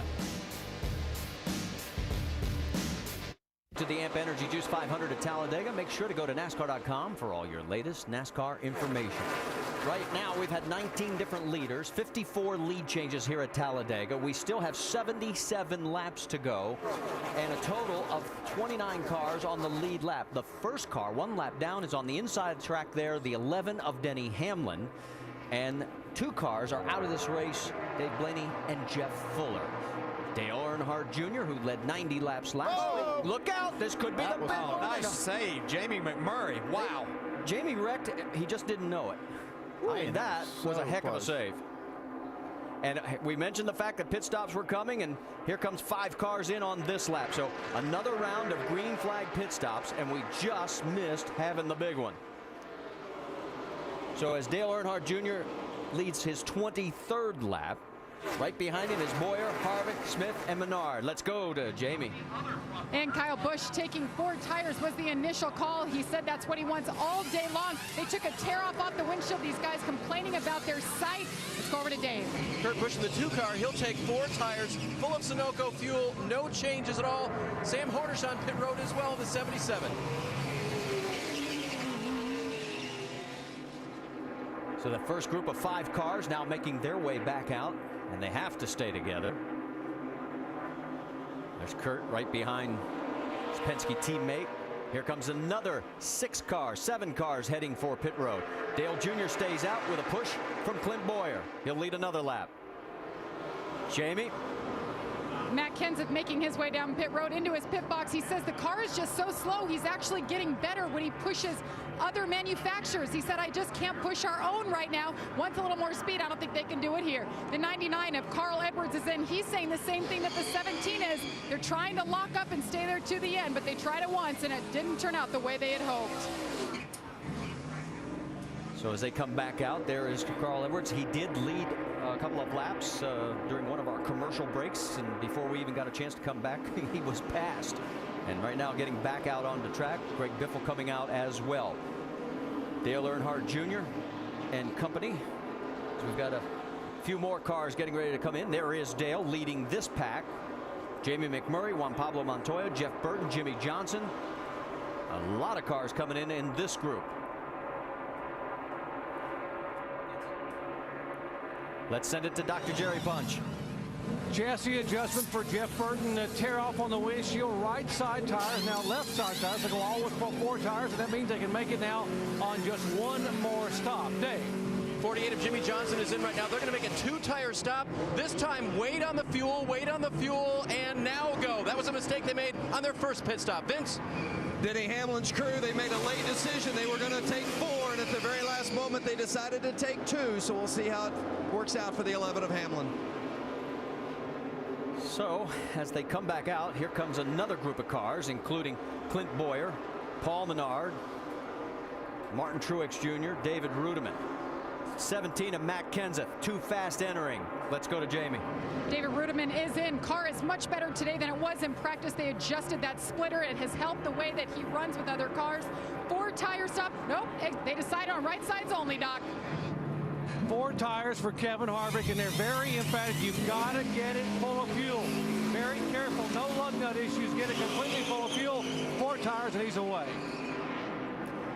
You see everybody else trying to work their way back out onto the track. 55 miles an hour is the speed limit, and again, it was a 17 of Matt Kenseth, 2 fast entering. He has served his drive-through. Here comes the pack right now. There's Jimmy Johnson with the 88 right tucked up underneath with Dale Earnhardt Jr. The 19 of Elliott Sadler.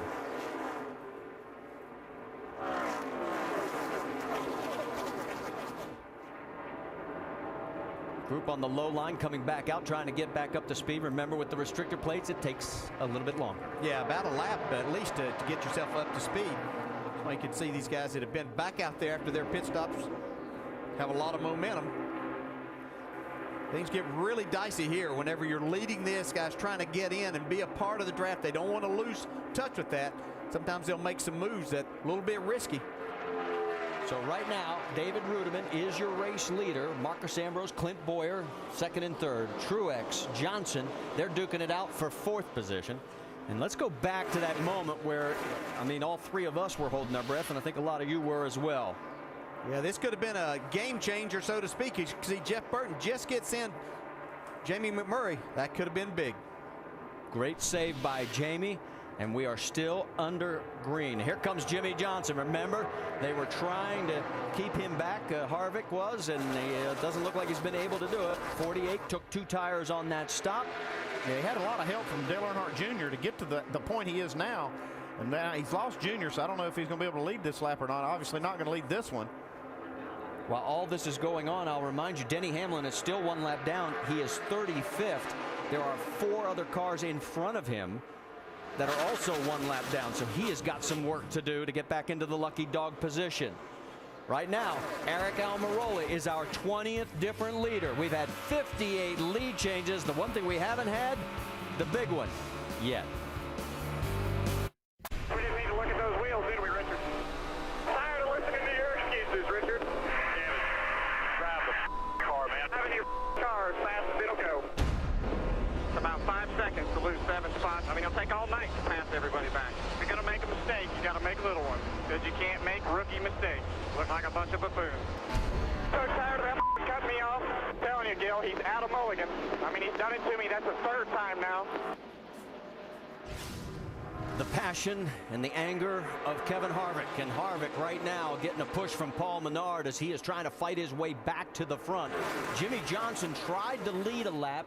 He did not succeed. So one of Harvick's goals to deny Johnson those 5 bonus points has been met, but he's still frustrated.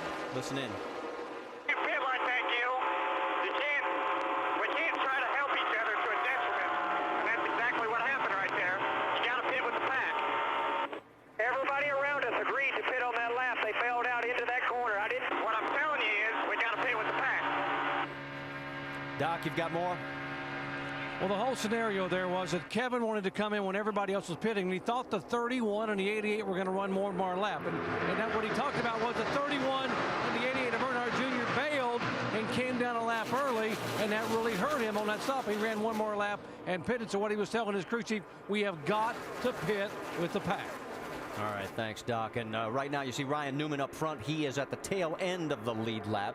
In fact, he is 29th position, right in front of our race leader, Kevin Harvick. Yeah, but bar getting in a wreck, Kevin Harvick's so good and his car is so fast. I'm not sure of a position he can get in that he can't recover from. He has come from the back, the middle, and every time he's managed to get back up to the front. Right now, you saw Denny Hamlin streak through. He is in 34th position. There are 3 cars in front of him for the lucky dog position. There is Jimmie Johnson. He'd pretty much like that spot if they were on the same lap, but they're not, Dave Burns. Well, Marty, and like you said, they came so close to leading a lap by virtue of their teammate, Dale Earnhardt Jr., pushing him through. And think of what happened. Jr. had been running up front. He took on 4 tires. Jimmy had been running in the back. They took on 2, and they matched up pretty quickly when they got back to the track. But they did not get that lap led, and they'll try to see what they can do later. Interesting comments early in the race from crew chief Chad Knaus to spotter Earl Barbin. We're racing to win. Be cautious until that point. That's really the first time that Earl has had to call Jimmy through the pack, and he's going to have to do it again before the day's over. All right, Dave, as you can see, there's Jimmy right behind Mark Martin, 3 wide with Martin Truex in the middle. Down low, the 99, Paul Menard, and right in front of Paul, that is Denny Hamlin. Denny Hamlin's got a fight on his hands to try to get in that spot to take that lucky dog should the caution come out. There are a lot of cars here trying to get that spot. Waltrip, Bobby Labonte, Reagan. I mean, there's a passel of cars that he has got to fight for that position. There's Burton down low again. Up on the high side, Jamie McMurray. Yeah, we've seen the 1 and the 42 work together and the 31 and the 17 work. Now they've switched partners to see what's going to happen. I think Kyle Busch said it best. He says you can't pick your partner. You just got to go with the guy that is moving. That's what you do. You know, that's all you can do is sit there and get yourself in a position, get somebody on your bumper that you know has a fast race car so you can go. Well, as we get ready to complete lap number 125, let's let the engines roar and the drivers to amp it up.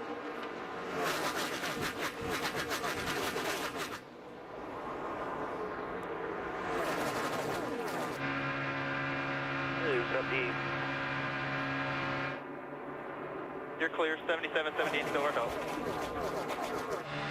There you go, that's a run. That's what I'm talking about, no help. He's on the bottom here. Coming inside 98, coming inside, middle 3. Behind the 9 right there. To the 5. 5 to your bumper, 3 wide. Out.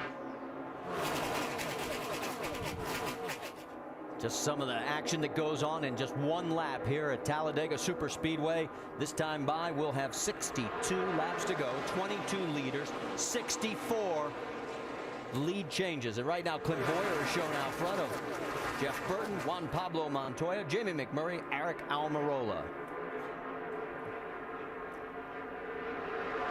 Ryan Newman doing all he can to try and stay on the tail end of the lead lap here at the AMP Energy Juice 500 at Talladega.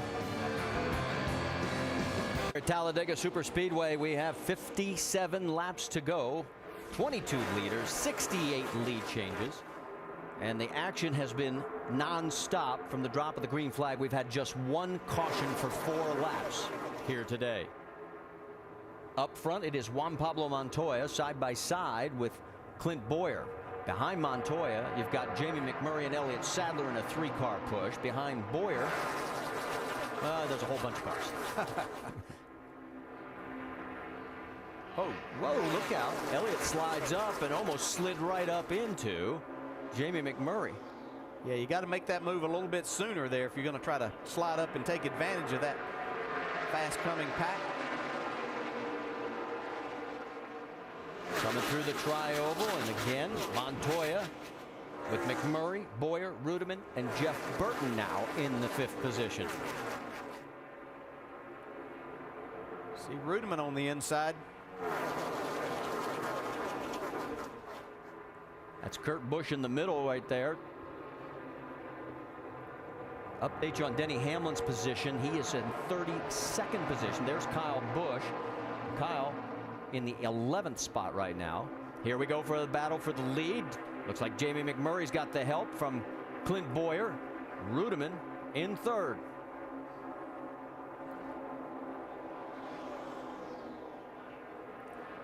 This time by, we'll have 56 laps remaining.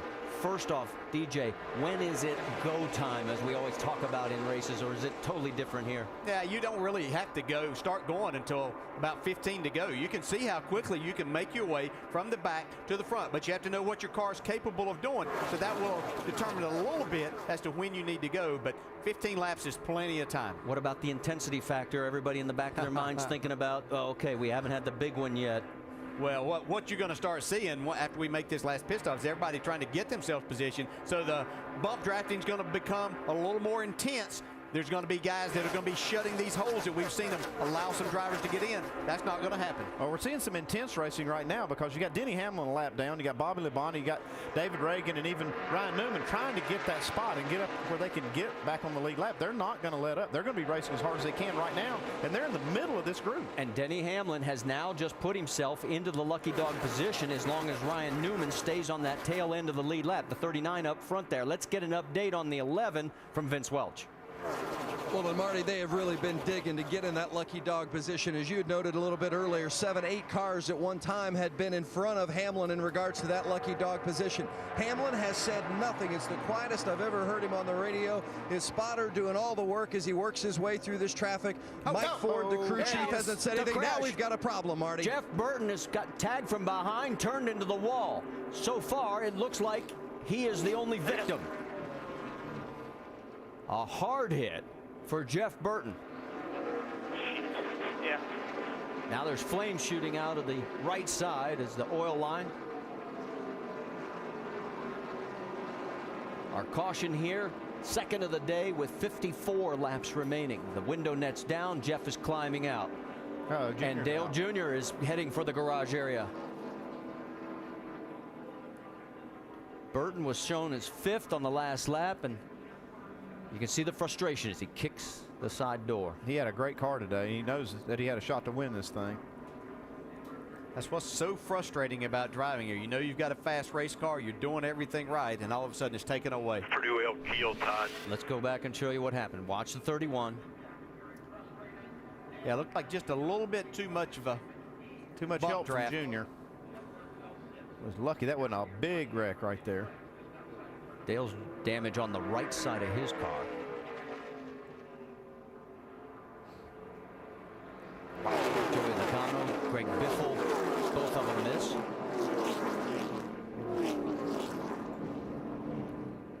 How about from Denny Hamlin's point of view? You can see right there, they're in the middle of the corner, and it doesn't take much. And We're about that's why NASCAR's always tried to tell them. Caution will be coming out. This bump drafting in the corners is a bad idea. Well, here's the bad news for Denny Hamlin. As you get one more look at this, see where the 39 is of Ryan Newman?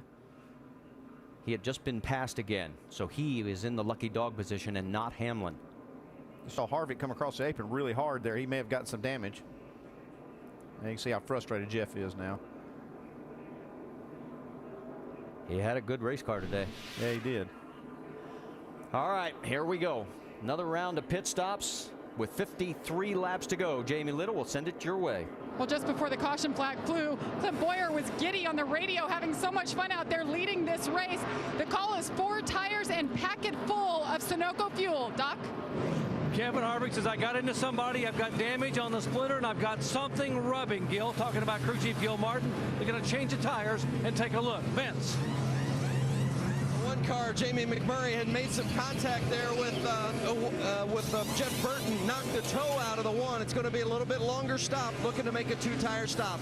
The 42 has come and gone, and by the way, Juan Pablo Montoya said he was getting too hard of a push from his teammate McMurray.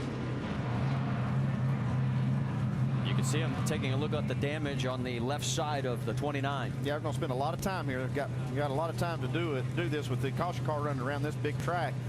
And they don't really worry about going to the back because they can get there pretty quickly. Yeah, but the one thing they were worried about was Jimmy Johnson leading the lap. Well, Guess who's just got a 5-point bonus for leading? Yeah, they couldn't fight him off here. Okay, everything's all good. Doc, what are you hearing down there? Well, Kevin Harvick thought he had something rubbing in the left front. He said, I got into the back of a car when the thing happened with Burton up there, and I think I bent the splitter. The splitter looked okay to me, and Gil Martin had the guys crawl around the front of the car. They don't see any damage to the splitter. Pulled the left front tire off, went in behind the splitter, and pulled the fender out, but all the braces are okay, and they told Kevin he should be fine. Did you notice something, DJ? Just looking at those braces on the splitter, it looked like maybe a couple where he may have had to come down off the track, might have bent those a little bit. So that splitter may be a little higher, yeah, which would hurt, hurt his car aerodynamically. They were trying to fix that, but if you try to get that splitter down, sometimes you can break those braces, so they didn't want to really hurt it.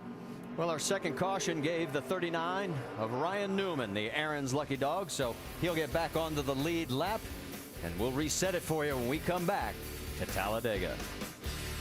Our second caution here at Talladega for a 2-car crash involving 2 cars that were capable of winning this race. Dale Earnhardt Jr. had led 24 laps.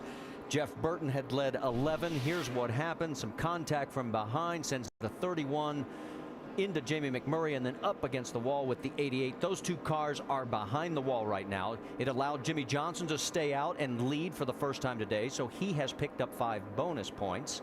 And meanwhile, Ryan Newman got back on the lead lap, but not Denny Hamlin.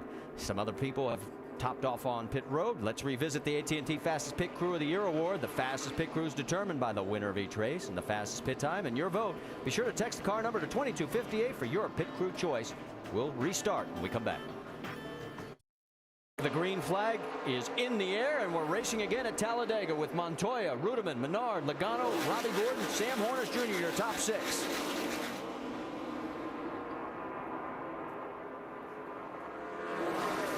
Laps of racing here at Talladega, and it looks just the same as it did when we started lap 1.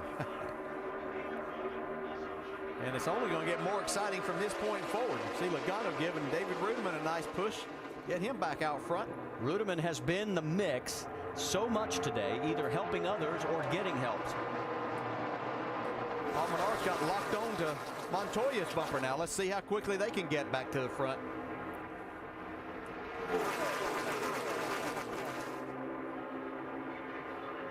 3 wide further back.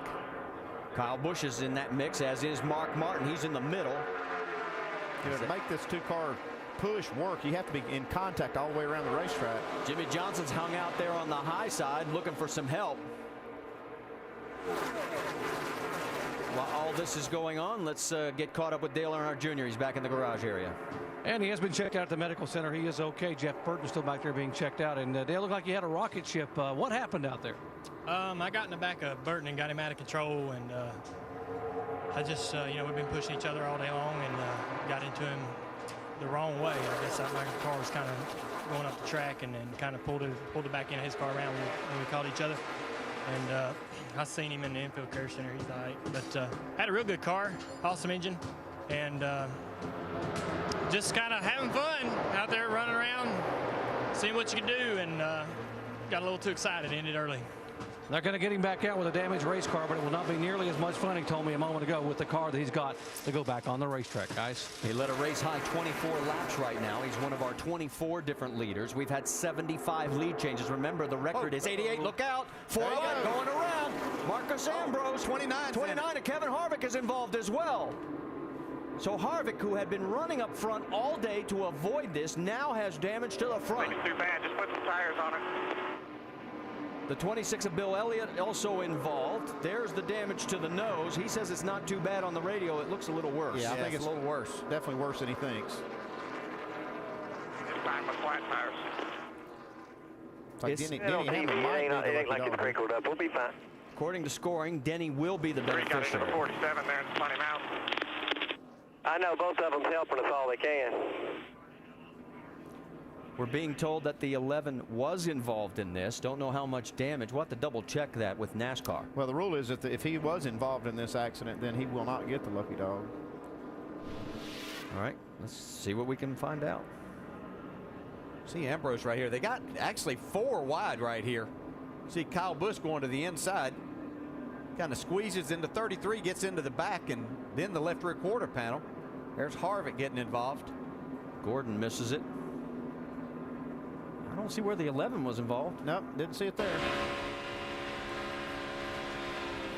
4 wide right there. 4 wide. Come on. Stay in it. Stay in it. From Harvick's camera. Now Harvick's just going to be in a position here that he was not wanting to be. Yeah, you can see there's going to be a lot of damage on the front of Kevin Harvick's car. You feel like sometimes when you're sitting in there, there's not that much. It wasn't that hard. From Marcus Ambrose. He's going to go 3 wide middle, 4 wide. Yeah, Kyle's one that kind of started that.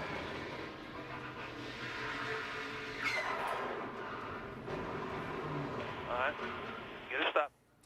You can see Kyle Busch goes right down to the bottom. He's not doing anything wrong. It's just that the 42 really doesn't know that he needs to give Marcus Ambrose some more room. That's where things get started, and Clint Boyer couldn't stay off the rear bumper of Marcus Ambrose. See Jeff Gordon just sliding by. You see the 11 car right back in the back of that. I don't see him involved at all in this. Ah, there he is coming through. Yeah, I don't know. Well, we'll wait for official word from NASCAR. Bill Elliott hit the wall hard down on the inside. All the way to the bottom. One's on your bumper. Trouble in front of you. Trouble in front of you. Stay on the track. Stay on the track. And we've just gotten official word from NASCAR. Yes, Denny Hamlin will get the lucky dog. He will be back on the lead lap. So the bad news for Harvick is good news for Denny Hamlin. Well, as we promised, this is far from over. Even though we have 47 laps to go, we'll sort it all out and start it over again when we come back. Back here at Talladega Superspeedway, our third caution of the day, and everybody taking advantage of this to load up on fuel, get some fresh tires, and especially with the possibility of a green-white checker. Let's send it to Jamie Little. 4th straight Talladega race that Joey Logano has led. It was a splash and go. There are no tires. Fuel only for Regan Smith. Likewise, no tires, filling up with fuel, top it off, and he's away. Dave.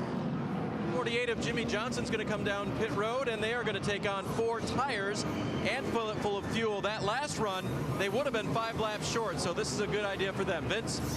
The 11 car of Denny Hamlin had an open box in front of him. They're going to make a 4-tire change and give it plenty of fuel. Hamlin got the lucky dog thanks to that yellow. He's back on the lead lap. It's been a tough go so far, but they were taking a big sigh of relief when they got that lucky dog on that yellow. You see the stop, had a little bit of problem there on the right rear, pulling out the flare. And there goes the 11 of Denny Hamlin. A big fuel spill down here. And a little body work going on the 48. They got a tap in one of those crashes. A view from right on the camera that's out the back. Chad in a very familiar position, overseeing everything that goes on the 48 of Jimmy Johnson. Well, it has been one of those days at Talladega. For some, it's been exciting, and others, yeah, not so good. For the 31 of Jeff Burton and Dale Earnhardt Jr., they're out of it right now. The reason for our latest caution, Marcus Ambrose with damage to chase contender Kevin Harvick. And right now, as we get ready to go back to green flag racing, got to do a couple of things. One, there was 8 wave arounds on the caution prior. That's what allowed Denny Hamlin to get into the lucky dog position. He is now back on the lead lap 3 this time. And right now, let's talk about Joey Logano, because he's up front, but you don't like what you see on that right front. No, they didn't change tires here, and he locked that up for quite a while. It could be flat spotted there, possibly blow out a tire. Then Denny Hamlin, he has plenty of fuel, but then watch what happens. Everybody took a bath. And now, 3 more wave rounds this time. Nemechek, McDowell, McCumbee, a total of 33 on the lead lap. And Tony Stewart is in the lucky dog position, just 1 lap down. Remember when he was 2 laps down? Here we go, green flag 5s. It's Logano, Kurt, and Kyle Busch, Truex, Menard, Montoya.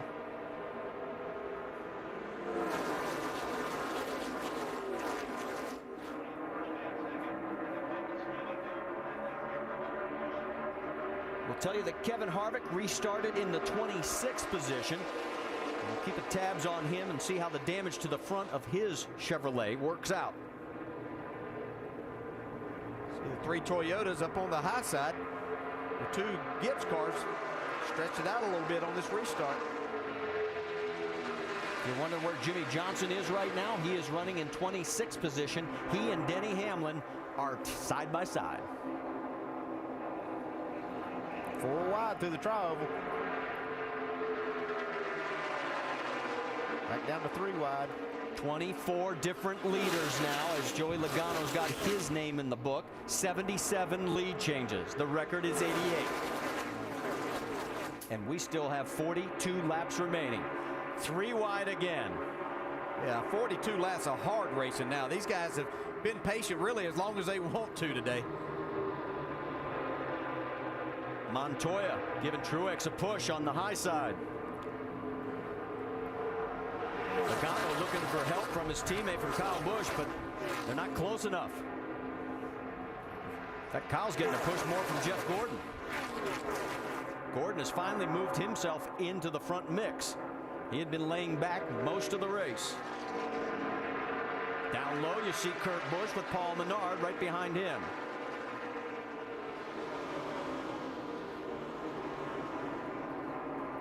Jimmy Johnson, Denny Hamlin aren't in this first pack.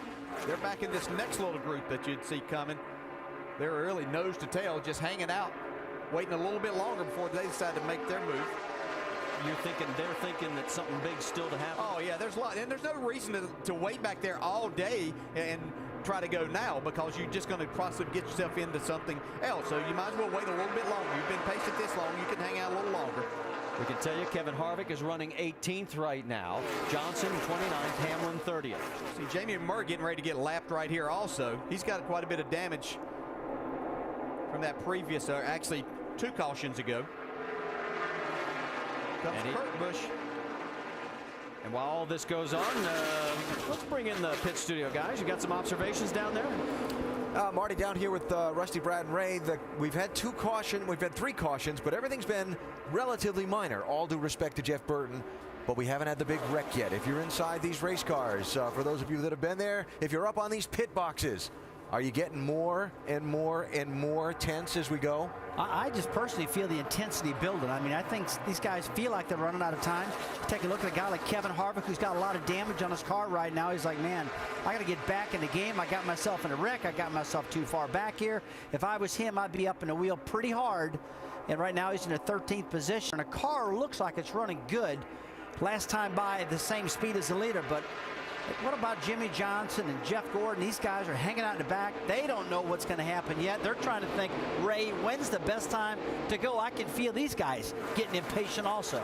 Well, I was listening to Dale Jarrett before, and nobody knows better than the driver. You and he, Rusty, as the race goes on, you're going to be less and less willing to give the guy in front of you a shot as it slides back, and the guys are going to be less and less patient. I don't know if there is a safe place to sit right now, because it seems like you could be in the back minding your own business and still get some damage on your race car. Yeah, I just think for the guys who are in the chase, they're going to have to deal obviously with some very strong non-chase race cars as we close in on 38 laps to go. Martin Truex very strong. Juan Montoya has been strong, qualified on the pole, and Joey Logano. They're going to have to deal with these guys, so it's going to be interesting to see how this all washes out. Right. One of my big questions, guys, when is go time? When is it time to really stand on it? Well, that's right now for Kevin Harvick. And stay up there. Hooked up in that 2-car draft. Andy, I'm wondering, as much as they've had to tape up the nose on that 29 to Band-Aid it, if he's going to be able to stay tucked in that 2 car push with Clint Boyer and try and make a run later. Well, I think they've got the opening big enough. They were working on that in the pits, but what you worry about is the ductwork being bent behind that. They didn't really get a good look at that, so he may end up having some overheating issues. But, man, this car's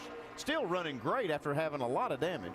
He's up to 10th right now. And remember one thing, go back to April 2003. Dale Earnhardt Jr. won this race with a damaged race car. Yeah, they did a nice job of repairing that, but I tell you, he's going to have to do a masterful job of driving when it comes down to the end here to get himself up, be somewhere inside the top 10. You can see he's picked up 12 spots since the restart. Meanwhile, up front, it is Martin Truex Jr. with Juan Pablo Montoya, Joey Logano, Kurt Busch, and Matt Kenseth. That's right, Kenseth stayed out, got the wave around, got back on that lead lap, and here he is. As we've got a quick moment, we've caught up with Jeff Burton. Jamie Little has him. Jeff Burton has been checked and released. And Jeff, you had a fast car. A lot of people wanting to draft with you today. Describe what it was like and what happened out there. Yeah, we were really fast. We, we had it worked out where we could push real well, and so a lot of people wanted to get pushed. But that's kind of how our year's gone. I had fast race cars and just can't seem to finish it off. When you push like that, that's bound to happen, and just stuff happens. Dale Jr. made a beeline. He wanted to run back in there and talk to you. What did he have to say? Oh, he just apologized for it. He didn't do anything wrong. We just didn't get lined up. It got a little hectic getting into 3, and I think I moved a little bit more than he thought I was going to move, and we just didn't get lined up right. But it won't be the last time it happens today. It might be one of the first, but it won't be the last. Glad to see Jeff Burton smiling. Led 11 laps today, Marty. And Jamie, we have debris on the racetrack, and there you can see the net result. That is why we are now under our 4th caution. And that's why we didn't interrupt, because we knew it wasn't anything serious as far as anybody getting into the wall or anything. So good to hear from Jeff, and he's managed to keep his spirits up despite the disappointment. All right, let's go back and we'll see exactly what happened. Yeah, it looks like Marcus Ambrose been running around out there with that damage. I think that's who that was. It came off of. We saw a bunch of stuff taped on a bunch of cars there, and that's what happens late in this race when you have a few of these wrecks. All this stuff starts falling off. Well, there goes Marcus. It must not have been him. Well, A.J. Allmendinger will get the lucky dog. That'll give us 33 cars back on the lead lap. And now I guess my question to you guys is, you have 36 laps to go. What do you want to do, crew chief? Well, as long as I can make it on fuel, I'll just stay out. The guys that are trying to run the back, they'll probably make a pit stop anyway. So yeah, this is not a critical decision right here. No, I think Johnson and Hamlin come get 4 tires and make sure they got plenty of fuel in case this comes down to green-white checkers. They can stay out there and get track position then. We'll find out what the call will be when pit road is open. As we said, just our 4th caution today. We've only had 13 laps so far under caution, and we have 36 remaining. A total of 9 chase contenders have led this race today among the 24 different leaders that we've had, and we've had a total of 78 lead changes. I'm amazed at this guy right here, though. This is. I mean, Harvick is up to the 6th position with all that damage. And we talk about so much with the crew chiefs yesterday that you basically have your race car, whatever it is, when you come, that's it. And let's send it down to Jamie with the 18. And the 18 was debating whether or not to take 2 or 4. The right side, you see him rolling the tires from the wall. It is going to be 4 tires for Kyle Busch, Dave. Jimmy Johnson wants to come back down for 4 tires and a load of Sunoco fuel. They're talking about maybe working a little bit more on that right rear, fixing that damage back there as well. Vince? The 11 car of Denny Hamlin did not take tires. They just took fuel and also 1 round out of the right rear. That may be one of the few wedge adjustments we've heard about today. Yeah, usually it's not a handling racetrack, so they don't make a lot of chassis adjustments here. All right, so Kevin Harvick stays out. Is that a good or a bad decision? Because the other 2 in the top 3 contending places for the chase both came in. We'll discuss that topic when we come back with 35 laps to go here at Talladega. 4th caution gives us time to tell you about the NHRA Las Vegas Nationals tonight at 9 Eastern on ESPN. And then NASCAR Now, the post-race edition tonight on ESPN2 at 11:30 Eastern. The Roundtable tomorrow at 5 Eastern on ESPN2. And the NASCAR Nationwide Series back in action, Texas, noon Eastern Saturday on ESPN2. And then Sprint Cup Series presented by GoDaddy.com next Sunday on ESPN at 3 o'clock Eastern Time. All right, so you're on board with Denny Hamlin. He pitted, as did Jimmy Johnson, but The 29 and Kevin Harvick did not. Yeah, I think that's a mistake because they've got all that damage in the front, and we saw some of that stuff fly off of another car a while ago. That's what brought this caution out, and this was an opportunity they could have used to come down pit road to fix that car. Doc, why didn't they come down? Well, Andy, it's a scenario you've seen time and again as a crew chief. Now, Gil Martin wanted him to bring the car in. They wanted to come in and work on the car, like you said, because the car is good, but not good enough by itself. And Kevin wanted to stay on the racetrack and stay near the front. I think there'll be more caution flags, but maybe they'll get him on pit road later. But for now, he sits sixth. We go back to green flag racing as you finish up, Doc, with Truex, Montoya, Logano, Kurt Busch, Harvick, Kenseth, all up front.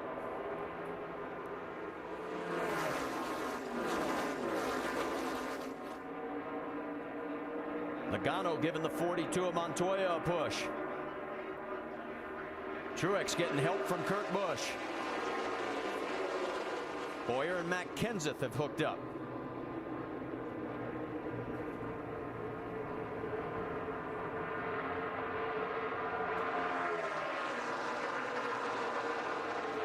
Look at Kenseth, there they go. Remember, Kenseth was a letdown. Look out, that cut it close. Bowyer. Yeah, that was too close right there. Bowyer sliding up in front of those guys. Yeah, he was fortunate. I think Montoya gave him a break, and Logano didn't get in the back of Montoya. Okay, so we're all breathing again, and this time by, there'll be 32 laps to go. That's a couple tight spots we've seen Bowyer in, sliding up in front of the leaders. He'll find out that those guys won't be quite so courteous here in just a few more laps. 3 wide. That's Denny right there in the middle of it with Kyle Busch. They have finally hooked up, the two teammates. You can see those cowl flaps up there at the base of the windshield. When these cars get really close together, it changes that pressure under the hood. You see them flapping. No big deal. See David Reagan in the 6. He jumped out trying to get these guys to help push him. Goes back on the lead lap, but they've got better ideas. They want to go straight to the front. Hamlin and Kyle Busch, they are making a push for the front right now. They're shown in 10th position. Jimmy Johnson all the way back in 28th. These guys hooked up in practice the other day, and they were able to go a long way. See if they can get all the way to the front. Now Clint pulls down. Yeah, I think they're going to go by Bowyer, though. I don't think they're going to fall in behind him. Careful, don't go below that yellow line. Yeah, the problem was Denny lost his pushing mate right there for just a second. So they're going to have to get hooked back up. They're going to be in trouble. Now, Kyle just moved off the bumper because he knew Denny was going to have to do some maneuvering, and you don't want to be doing that with the contact between the bumpers. So on the high side, it's Kenseth and Montoya with Hamlin, Logano right in this mix as well as they're duking it out for 4th. Yeah, here come the Red Bull cars. Want to get down there. That group on the bottom.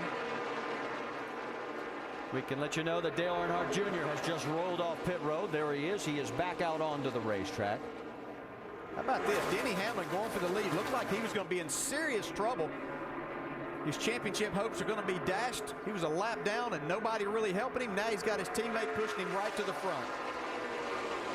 And right now, we have 24 different leaders and 79 lead changes. And these two are trying to check out. We've seen this happen several times today. Well, they have checked out now from this lead pack. And look at the difference, the swing. Remember what we showed you a while back? Just how fast your fortunes can change right now with Jimmy running in 27th position.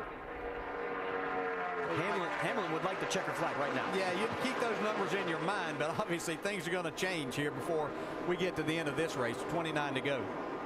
Kyle needs to let his engine breathe. Denny will tuck in right behind him. And here they go, trying to pick right up. The 48 has found the 24 as those two have finally gotten together, and they have been talking to each other about helping each other. What's the latest, Dave? Yes, they were earlier, and then the 48 just recently during this caution talking about when it might be time for them to go. Listen. If any thoughts come to you here as to how and when as this thing's unfolding, I'm all ears because I'm just going by my gut as well. Typically, we're getting cautions around 177. You know, we just got to be wise. I think, you know, if we just start thinking about 174, 175. Start thinking about easing your way up there slowly. That's about 15 laps from now, and as you noted, Marty, the 24 is back there with him. He's got teammate help. Well, and Chad is remembering history. The big one on lap 175 or later in each of the last 5 races here at Talladega. Well, it's just the chances are so much greater when you get into that part of the race with 10 or 15 laps to go that everybody's pushing and shoving, and it's just almost impossible not to have one. You see only 3 cars. Now 2 cars are on that inside line, and we've sort of gotten back to single file right now with Kyle Busch running up front, Denny Hamlin second, Kenseth third, Montoya, Logano rounding out your top 5. Yeah, but I like those guys' idea of that strategy of wait until somewhere inside of 15 to go. You've got plenty of time. We've seen how quickly 2 cars get hooked up together. I wasn't sure that Jeff Gordon and Jimmy Johnson were going to be on the same page of helping each other, but it looks like maybe they're ready to do that when the time comes. They're running 27 to 28th right now. 4 seconds behind the race lead. 27 to go. It is not over yet at Talladega. With us, this has been going fast and furious here lately. Just like April, where we set records 29 and 88 all-time marks. We're at 24 and 81 right now. Kyle Busch is out in front of Denny Hamlin, with Matt Kenseth, Juan Pablo Montoya, and Joey Logano rounding out your top 5. We have a total of 33 cars on the lead lap. First car 1 lap down is Tony Stewart. At one point he was 2 down and all but out of this race. Now the 1 car of Jamie McMurray is on pit road, damage on the right side, and we can show you what happened. It happened during the break. It was involved in an earlier caution with Jeff Burton, where Burton got into the right front of his car. And then here, after they've been on pit road and fixing it, looks like he may have gotten the right front flat, went up there and pounded the wall. Yeah, and the second hit was after the safer barrier. So no give there, and so that's why they are on pit road. So a tough day for Jamie McMurray as Kyle Busch leads another lap. Looks like they're content to let those Gibbs cars right up front right now. Well, I think everybody's kind of regrouping here, kind of catching a breath and saying, we know this is going to get crazy here before long, so let's let it go as far as we possibly can here single file, and they'll all get their nerve and get ready to go again. Jamie McMurray is pulling back out onto the racetrack. We can tell you the 81 lead changes, now officially the 2nd most in NASCAR series history. As this train of cars continues to roll on. Not a lot of bump drafting at this stage. Although there, did you catch a glimpse down low, the 24 and the 48, or is that the 16? 16, yeah. Greg Biffle. I was expecting to see the 48. And whoa, now Martin comes down. A little late. Look out. A little late. And that's going to cost Mark a few spots because now he's hung out. What did I do wrong? Yeah, right idea, just wrong time. Well, if Gordon was going to help Jimmy Johnson, something got mixed up in the communications because Johnson's still back in 26th. Yeah, but look at him go. Jeff is flying. He's now 16th and climbing. You can see Biffle's gotten off of him there for just a minute, though. That's going to hurt him. It looked like a little debris flying back there. It may have just been tape off of somebody like Kevin Harvick's car. See Bobby Labonte in that group right there. He's on the lead lap. Joe Nemechek, too. Bobby shown in 21st position. Nemechek in 18th. A little further back, top of your screen, there is the Lowe's 48, a side-by-side with Mark Martin. Meanwhile, up front, you've got Kyle Busch, Denny Hamlin, and Matt Kenseth. Let's go back a little bit further, check in on Kevin Harvick. He's in the 9th position right now, and there's a good view of his nose. And actually looks better than I thought it would look at this point. I think he's actually lost a little bit of the tape that was on the front of that. Doc, what's the latest you're hearing down on pit road? He has lost some of the tape, and he has a big dent in the front of the nose. Let me show you what they're going to try to do. Kevin said, I can hang on, but I can't go anywhere. So if they get a caution flag, they're going to come in, and they're going to bolt this on the front of the car to try to take that dent away and let some of the air go over the nose of the car and down across the hood. They think that will allow Kevin to pull out and maybe make a move. Right now, he's just hanging on for all he can to stay in position. So he's hanging right now, as we said, in the 9th position. This time by now, we'll have 19 laps to go here at Talladega. Yeah, his problem's going to come when we get inside of 10 laps and everybody starts hitting that go button. See, he's not going to be able to get out and go. He's going to have to find somebody to try to push him. Well, but there's one thing you got to remember. The last green flag stretch at Talladega in the last 14 races, 9 laps or less. So you've got a good odds-on bet. You're going to get at least one more caution. Oh, I don't think there's any doubt about that here. This is just kind of like the calm before the storm, boys. Everybody's been wondering if and when we are going to have the big one. It looked like it was going to be when Jeff Burton and Dale Earnhardt Jr. got into the wall, but it was only those two at that time. As you can see right now, everybody pretty much in line, with Kyle Busch leading the way. Kyle has now led a total of 14 laps. The most laps led by any one driver today is Dale Earnhardt Jr. He's led 24 laps out of the 170 that we've run. A little bit further back, about 6th and 7th spot. Martin Truex Jr. and Kurt Busch are in line. Let's get an update on those two from Dave Burns. Kurt Busch rides in 7th with an undamaged race car. He said after final practice yesterday, the 2-car draft, so dangerous, yet so potent. And the 56 car right in front of him, Martin Truex Jr., that's the guy that he thinks he can go to the front with. They've talked about it. That's the plan. They're not there yet, though. Kurt tucked up right underneath him right now. Meanwhile, here we come by the tri-oval again. Over the stripe, Kyle Busch will now lead another lap. And with 17 to go, everybody starts to wonder, including all of us, when is go time? Yeah, it's going to depend on who decides to pull out here. And as we look back there at Kevin Harvick, right behind him is Elliott Sadler. They're good friends. Elliott drives some nationwide races for him, looking to drive for him next year. So Harvick's probably got a pretty good pusher there if it comes down to it. But Harvick said that he can't really go by himself or even out there. Let's get an update from Doc. Yeah, you talk about Harvick. He knew that Elliott Sadler would be a good friend behind him there, so he feels like he's very comfortable right now. But how about giving a call to the driver of the 19 car, Elliott Sadler? Now, his crew chief is Todd Parrott, who won here twice with a driver by the name of Dale Jarrett. This morning, Todd said, Elliott reminds me a lot of DJ. He knows how to draft. He knows when to draft. He knows what his car will do. He works all day to find out what the car will do and when to use it. And the last time Todd was here and won, his driver, Dale Jarrett, waited until the final lap to make his move and led that lap that won the race. And if I remember correctly, that was October of 2005. Yeah, well, sometimes you just have to be lucky instead of good, and we were all right. But I got pretty fortunate that day. Somebody here today might get pretty fortunate and find themselves in that position. All right, man, let's go. Do it now. Do it now. Let's go. Uh-oh, sounds like Chad says go. Yep, sounds like the 48's going to start going to the front. Okay, so keep your eyes because Jimmy and Jeff are back together, 21st and 22nd. Go to 47. There they are. So when we thought Jimmy or Jeff might be leaving him, all of a sudden they are back together, and here they go. It's pretty early, but I don't know. I think they're about right. You do? Yep. Not saying they got to go all the way to the front here, but they can get themselves in a position. They get up. See, there's a gap there. The 47 was leading this, so now they've got themselves back to a position here. They might fall in line for just another lap or two. Or they might get a big push of momentum in that hole and just carry it on to the front. 15 laps to go.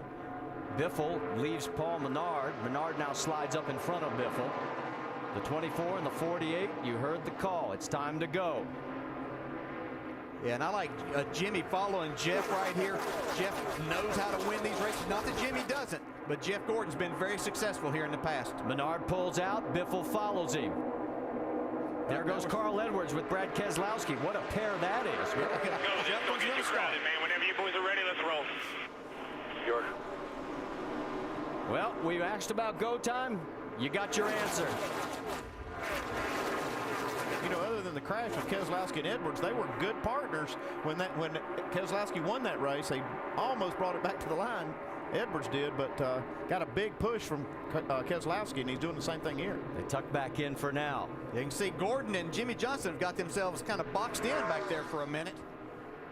Now they pull down. Still have plenty of time to get there, though. That's Sam Hornish right in front of the two of them. See, Jimmy jumps back up in line, leaves Jeff's hanging down there with the 77, Sam Hornish. Look out, Marcus Ambrose. Awfully close to the 48. We're going to get a good push from Brad Keselowski right here. Yeah, Keselowski and Edwards got separated. Yeah, I think he's going to let Jeff Gordon back in there if he wants that spot. No, now's the time to jump down there on Gordon's bumper. And here he goes. And there goes Jimmy. Meanwhile, let's check in back up front because look who's pushed their way up there. Paul Menard and Greg Biffle. Yeah, Menard's going for the lead right here. Yeah, Biffle's really pushing hard. I don't know how long, much longer he can do this. They've been hooked up almost 3 laps now. There's Denny Hamlin side by side. He's lost the 18 though. Yeah, Hamlin's in trouble right now. He's going to have to slide up in front, see if Logano lets him in that hole. Joey does let him in. We're going to have our 25th different leader this time by on the right side. Jimmy and Jeff have gotten back together. 80-second lead change. 12 laps remaining, and all of us are basically holding our breath. Here they come, 24 and 48 on the bottom. Pushing hard. Jeff Gordon to the lead. Jimmy Johnson in tow. Pushing outside to out. That's impressive. He said go. Chad says go, and there they went. Pushing, man. Get too far, too wide. Or you're clear. Now can they stay there? That's the problem. Yeah, they might have got there a little sooner. Jeff has the most restrictor plate wins of all time with 12 of them. Don't say that now. You said it was about right. Well, I didn't realize they could get there quite that fast. Yeah, this time by there'll be 11 laps remaining. We may be blown up. Uh-oh. Is that Jeff? Yeah, he says he might be blowing up. He's pulling down out of the way. Uh-oh. We're blowing up. We are blowing up. Okay, so Jeff Gordon is going to have to leave his dance partner. Here comes Harvick pushing his teammate. So Harvick with that damaged front end. You know, but he needs a pusher behind him. Yep. And boy, if he's out in front like that, it's got to be like a brick wall cutting through that air. That charge to the front by Jimmy Johnson and Jeff Gordon could have just overturned those engines past a point where it may have caused damage to it. Well, Jimmy Johnson's out in front of Kenseth, Boyer, Montoya, and Menard. And how about the race winner decided by a last lap pass in 6 of the last 10 and 17 total. And it looks like we may have it happen again. Yeah, and I can assure you, you don't want to be the leader on the last lap of this race. It's nice to be out there, but if Jimmy Johnson will take finishing 2nd, 3rd, 4th, or 5th in this race. He'd like to be there coming to get the checkered flag.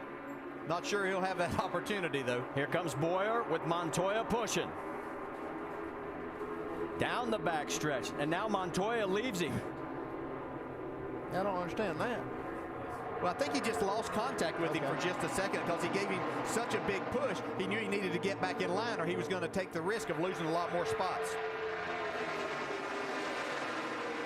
David Reagan trying to help Harvick go back towards the front. I don't know if Harvick's got just enough car to be able to do that. He's doing a fantastic job with what he's got. All right, as we get ready here, this time by 9 laps remaining, how many real friends does Jimmy Johnson have out there? Oh, 0.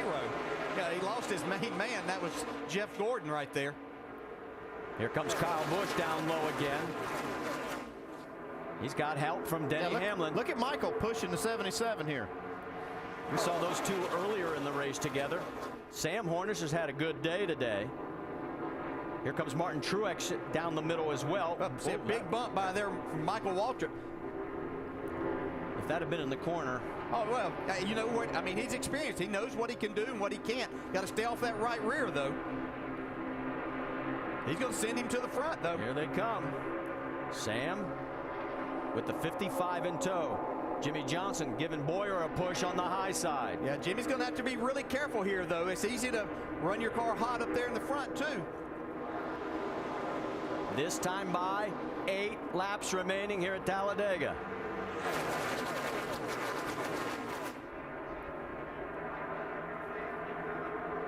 Jimmy still tucked in behind Boyer. If Michael Waltrip can stay in this position a little bit longer than others, he's not racing for anything except to come here and try to win this race. Caution is out on the racetrack. We have debris on the track. Man, debris, sorry. And there it is. That's too bad, man. It was a race developing right there. Yeah. Still with a lot of the tire. Yeah, you can see it everywhere. A lot of pieces. So obviously somebody's damaged vehicle. And I'm looking at the right front of Joe Nemechek as he has just pulled back out onto the racetrack. And we're wondering maybe if he had cut a tire and that was his debris. Well, that changes a lot of things right here. Joe just got back out in time. He is going to stay on the lead lap, 32 cars. And guess who's going to get the lucky dog? Not Tony Stewart. Tony Stewart. 2 laps down. All day long. He has not been a factor in this race.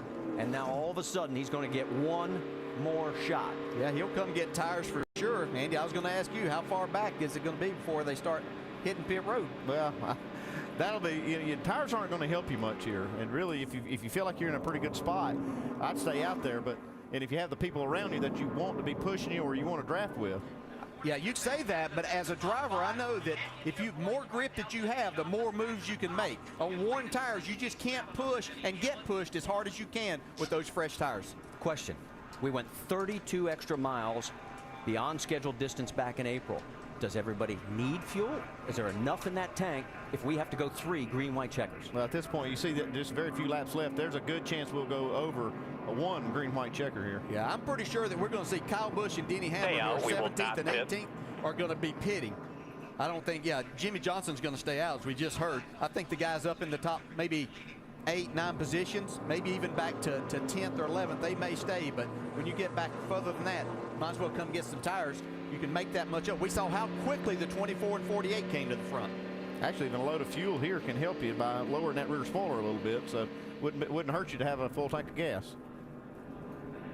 So the drama continues to unfold here at Talladega.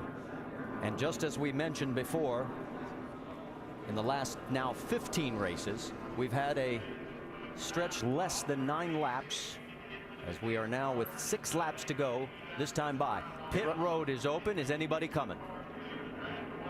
I expect to see more come than have so far. But here comes Casey. Is that Casey Kane? Yeah. Leading them in? It is. That. Kyle Busch and Denny Hamlin both stayed out also. Tony Stewart's coming, as you predicted, so is Carl Edwards. Eric Almirola in that mix. So is the 12 of Brad Keselowski, Robbie Gordon. Let's send it down to Doc. Right side tires going on for Casey Kane. Going to put 4 tires. Why not? And as you said, Andy, put some fuel in it. Get that back end down as best you can. Casey's had a great run, only his 2nd ever start here in the 83 car. Vince.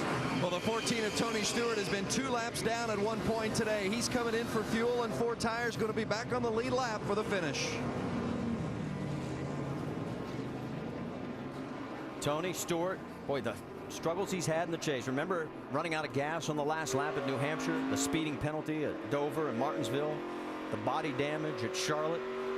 Would this be a little sweet revenge on all those miscues after coming back, being 2 laps down, if he could somehow get to the front?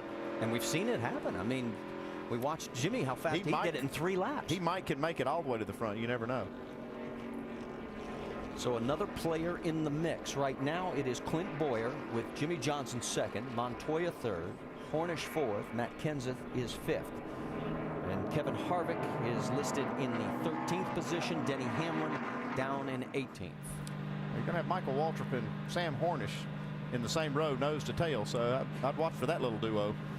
They have teamed up several times today and done very well with it, we might add.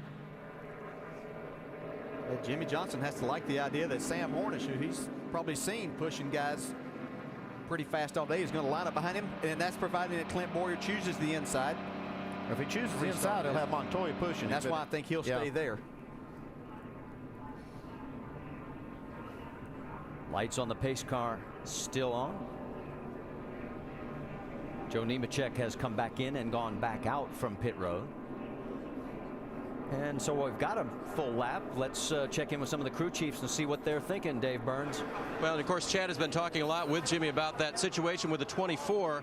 Had a partner and then kind of lost a partner, but he didn't exactly blow up. So how confusing has that been for Jimmy? Yeah, we don't really know what happened to 24. I hate that, obviously. We were working really well together, worked well together all day long, but we'll just see what happens here. It's going to be pretty exciting 5 to go from this point right now, 4 when we take the green. I don't know what's going to happen, but I'm real happy to be here at the end of the race. Jimmy's done a really good job. We got a great race car, and it's just nice to be here. It's kind of a sad day with Ed Schull and Hunter, passing away, but unfortunately that's life. We're going to miss those guys terribly. All right, we'll wait and see who his new draft partner might be up there now. Vince? With Mike Ford, the crew chief for Denny Hamlin. Boy, you guys have fought back from a tough set of circumstances. How do you feel about where you sit right now with 5 to go? Who knows? That's why you run the race, Right now, sitting back there, we do have teammate around us, so The last place you want to be is sitting in the front right now, so I'm sure Denny's going to take every opportunity and every chance he can to get back there. Thanks, Mike. Doc? Gil Martin, crew chief for Kevin Harvick. How much does your wounded Chevy have for him? You got anything left in it? I think it's still got some left. The Realtree car is trying to sneak up through there. Shell's been with us for a long time, so we're glad they're with us. We're going to win another race for them. I think we're going to fan out about 4 wide right here, and you don't know what's going to happen. All right, and they also may have 3 laps of fuel for a green-white checkered if they need it. Jamie. And Scott Miller, crew chief interim right now for Clint Boyer. You guys are leading this race. You don't have your teammate anywhere nearby. What's your plan? Well, we're just going to do the best we can. There's a lot of racing left to go, 4 laps to go here at Talladega. A lot can happen. We'll just try to keep the BB&T Chevrolet up front. And hopefully 42 or 48 is going to be points racing, so maybe he'll push us and stay right there because our car's fast. So we're hoping for the best here. All right, they've been talking to the 42. Watch for those 2 to hook up. Marty? Okay, if you're in the front couple of rows, what are you thinking there, driver? Well, I mean, you're really not in the most preferred positions because I always wanted to be going forward at the end of this race. And those guys are more in a defensive position trying to protect the spot that they're in so they can make something happen at the end. You just got to get on somebody's bumper and hope that you get the right push whenever the time comes. Lights are out on the pace car as they've come out of turn number 4, heading for the tri-oval. Now the pace car pulls down. The fans on their feet. Time for the engines to roar and the drivers to amp up as we go green. Back up a little bit. You ready? Start Leaders are lane. See if I get flag. Green. Going. Flag. 77's pushing. 40 just a little. Got the 37 on. 5 outside. Bob's following you. Side. Everybody's lined up. 37's pushing. Third line is starting on the outside. 3 back. 37 fell off you. Side only. 77 is pushing. 2-1. Down the back straightaway on board with Jimmy Johnson. And he's got no help right now. Finally, it looks like Martin Truex tucked in underneath him. And then Harvick's right behind Truex. Yeah, Greg Biffle jumped out of there, and that kind of messed things up as far as having any help. 4 wide, and Denny Hamlin's right in the middle of it. We see Sam Horse's car just didn't come up to speed. And Sam's falling back. Up front it is Clint Boyer. Juan Pablo Montoya is giving him the big push. And this time by now, we have 2 laps remaining. Look at Harvick with this damaged race car. Or pardon me, 3 laps remaining. Jimmy Johnson's trying to decide who can be more help to him. And it looks like it's going to be Kevin Harvick. Kevin Harvick. Not going to be Kevin. And Harvick gets Ruderman to help him, and all of a sudden, Jimmy's getting shuffled. It's a dangerous spot. You see he's got Jeff Gordon there. And Gordon trying to help him. Gordon doesn't have much power to begin with. In and out. 2 on the bottom, 1 on top. This is dangerous for the points leader. Tony Stewart coming up in there. Here comes Tony right behind Mark Martin. Allmendinger cuts down low. This could still be 4 wide. In and out, in and out. Here comes Harvick for the lead. The battle up front continues. Kevin Harvick with Clint Boyer. They're side by side. Unbelievable. Kevin Harvick can put this car out front. 3 and 4 wide right side. There's Jimmy Johnson in the mix. On the left side of your screen, the battle for the race lead. Kevin Harvick, could he do it with a wounded race car? Jimmy Johnson's got hooked up with Paul Menard, who's got a fast car. Mark Martin pulled down in front of Menard. Yeah, that kind of slowed their progress. What about Boyer? Is he going to help his teammate here? No, he's not thinking about that. He's thinking about winning the race. He's got a fast car on his bumper. Truex and Logano making a run here. Yeah, and they're trying to work the... Oh, look out! That hole closed up quick. Man, Truex makes a nice save. He got pinched. White flag. White flag is out. 2.6 miles to go. Oh, trouble. Trouble, the big one. On the dinger, on his lid. Side over side, end over end. Kevin Harvick's going to win this race. Yeah, that's... The race is official because the white flag was displayed. And Kevin Harvick was in the race lead. He was at the he was in the lead at the start-finish line, but did he continue to have that? We're waiting for NASCAR to give us official word. Yes, sir! They're looking at the camera results and also the timing lines. And it's good to see A.J. Allmendinger getting out of that damaged 43. Here they come around the track under the caution. Well, Richard Childress is going to victory lane. Don't know which car is going to be there. The checkered flag is displayed, and I guess the biggest question in our minds right now is it going to be Clint Boyer or is it Kevin Harvick? They gave you the checker, didn't they? I don't know yet. It's a checker. They ain't said nothing. The teams are as confused as everybody else. Well, it's not necessarily confused. They just don't know because checking on the video here. They'll have to determine. Checking it on the video. One of us wanted. Either the 33 or the 29 is going to win this, so Richard Childress can be happy. Right now we show Denny Hamlin in 7th and Jimmy Johnson in 8th. Now that is all unofficial. But if this stands with Harvick winning, the top 3 will be separated by 19 points. See a lot of cars with damage here. The 83, the 82, and the 2. We were ahead of them the whole 14 straightaway. I think he just said 33.29. Still not official. I don't know what he said.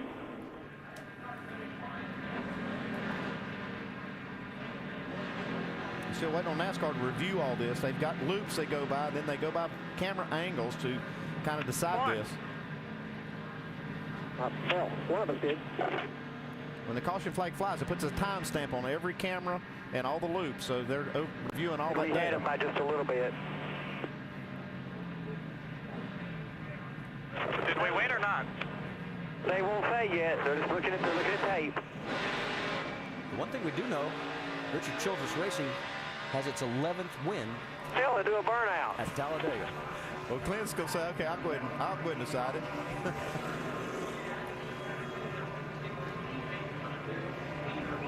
And he's pretty sure he won. Kevin said, I'll wait and see. Kevin put the window net down. He's waiting for the official word just like the rest of us. I think Clint's trying to help make their decision. Yeah, I think he's trying to. It's right here in front of the NASCAR people. Here comes Clint. And the two of them shake hands as best they can with the proximity of the cockpit. Yeah, I don't know if Kevin Harvick's going to win or going to finish second, but that's an incredible job with a torn-up race car to get himself in that position. And he can thank David Rudiman for helping push him to first or second, whichever it was. Well, Rudiman all day was helping a lot of people, and he did have a great car. And he will get a big thank you from Kevin Harvick. And what amazes me... Stop right here and wait. What amazes me is we talk stop about right here. how we Stop. need aerodynamics Wait right at here. this track, and then there's Harvick proving us wrong. Right here, man. We don't know yet. They're doing everything. We're looking over at the NASCAR officials, and they are still examining the scoring rules. 33. The official word is it is the 33 of Clint Boyer. So Boyer will finish first. Kevin Harvick will be second. David Rudiman will be shown in fourth, with Juan Pablo Montoya third, and Joey Logano unofficially in the top 5. As we mentioned, they're now showing Jimmy Johnson in 8th, Denny Hamlin in 7th. Well, the one thing we can be assured of is this points championship is closer first, second, and third than what it was when we came in here, because we know that Kevin Harvick finished in front of both the guys that were ahead of him in the points. Right now, it looks like Denny Hamlin will be 2 points out of first place, and the 29 of Kevin Harvick will now be 34 points out of first place with 3 races remaining. Can it get any better? Oh, we're going to have a great battle. How about Clint Boyer in this chase too? It's going to be his second win of the chase. Had a couple of other opportunities. In fact, he is the first 2-time winner in the chase races. All right, here is what NASCAR is looking at. Harvick's going to lead this at the line. But remember, it is also the scoring loop. Yes, so he's ahead right here. So it's a matter of when this caution is displayed. And see the trouble here. And there. Right there, you see Kevin Harvick just behind Clint Boyer. Boy, that was close. And the yellow comes out right at that point, and that's how Clint Boyer wins this race by a nose. And let's go back and see what happened that actually ended this race. But Jimmy Johnson got out of shape first there. It saves it. And right behind him, everybody starts getting together. Looks like Tony Stewart forces Allmendinger upside down. Boy, and that, thank goodness, the safer barriers on that inside wall. Yeah, and we've seen in past that when something happens behind the leaders that NASCAR's let these guys race back. But obviously this was in an area they would have been racing back to, so they had to throw the caution. All right, let's talk to Kevin Harvick. How about it, Doc? Well, Kevin has climbed out of this banged up car that's all patched up and taped up. First of all, let me ask you on that final lap, did you think you had it won? And there was a lot of discussion between you and Clint Boyer right here. Yeah, I didn't know when the caution came out, but I thought we had beat him to the line. It was really close. I just got to thank David Rudiman. You know, he pushed me all day, and he was really good behind us, and our car was kind of beat up in the front there. But it was just going to be a drag race there to the end. So we did what we needed to do. We kept it 1-2 in the right house there. And just a great day for RCR, a good day for the points, and just got to thank everybody from Realtree and Chevrolet. As damaged as this car was, how did you get back up there? I heard you say a couple times on the radio, we can get help with the draft, but we can't pull out and go by ourselves. How did you finally pull out and go? Well, I just attached myself to the back bumper of the 56, and I, you know, as we were shoving our way through there, we knocked a couple of them out of the way and wound up in our lane, and then I backed up to the 00, and we were able to get a good run there. So just a typical Talladega day with a few dents here and there. You're talking about the points, 34 now with 3 races to go. You're right there. Yeah, I mean, that's what we came here to do. We came here to obviously, you know, lead some laps and run up front and try to win the race, and came up one short of that, but we beat the guys we needed to. What a day for Kevin Harvick. This kind of day here is a kind of afternoon that can win you a championship. Marty? You're oh so right, Doc. Kiss from wife Delana. And let's go to victory lane. Clint Boyer is there. There he is.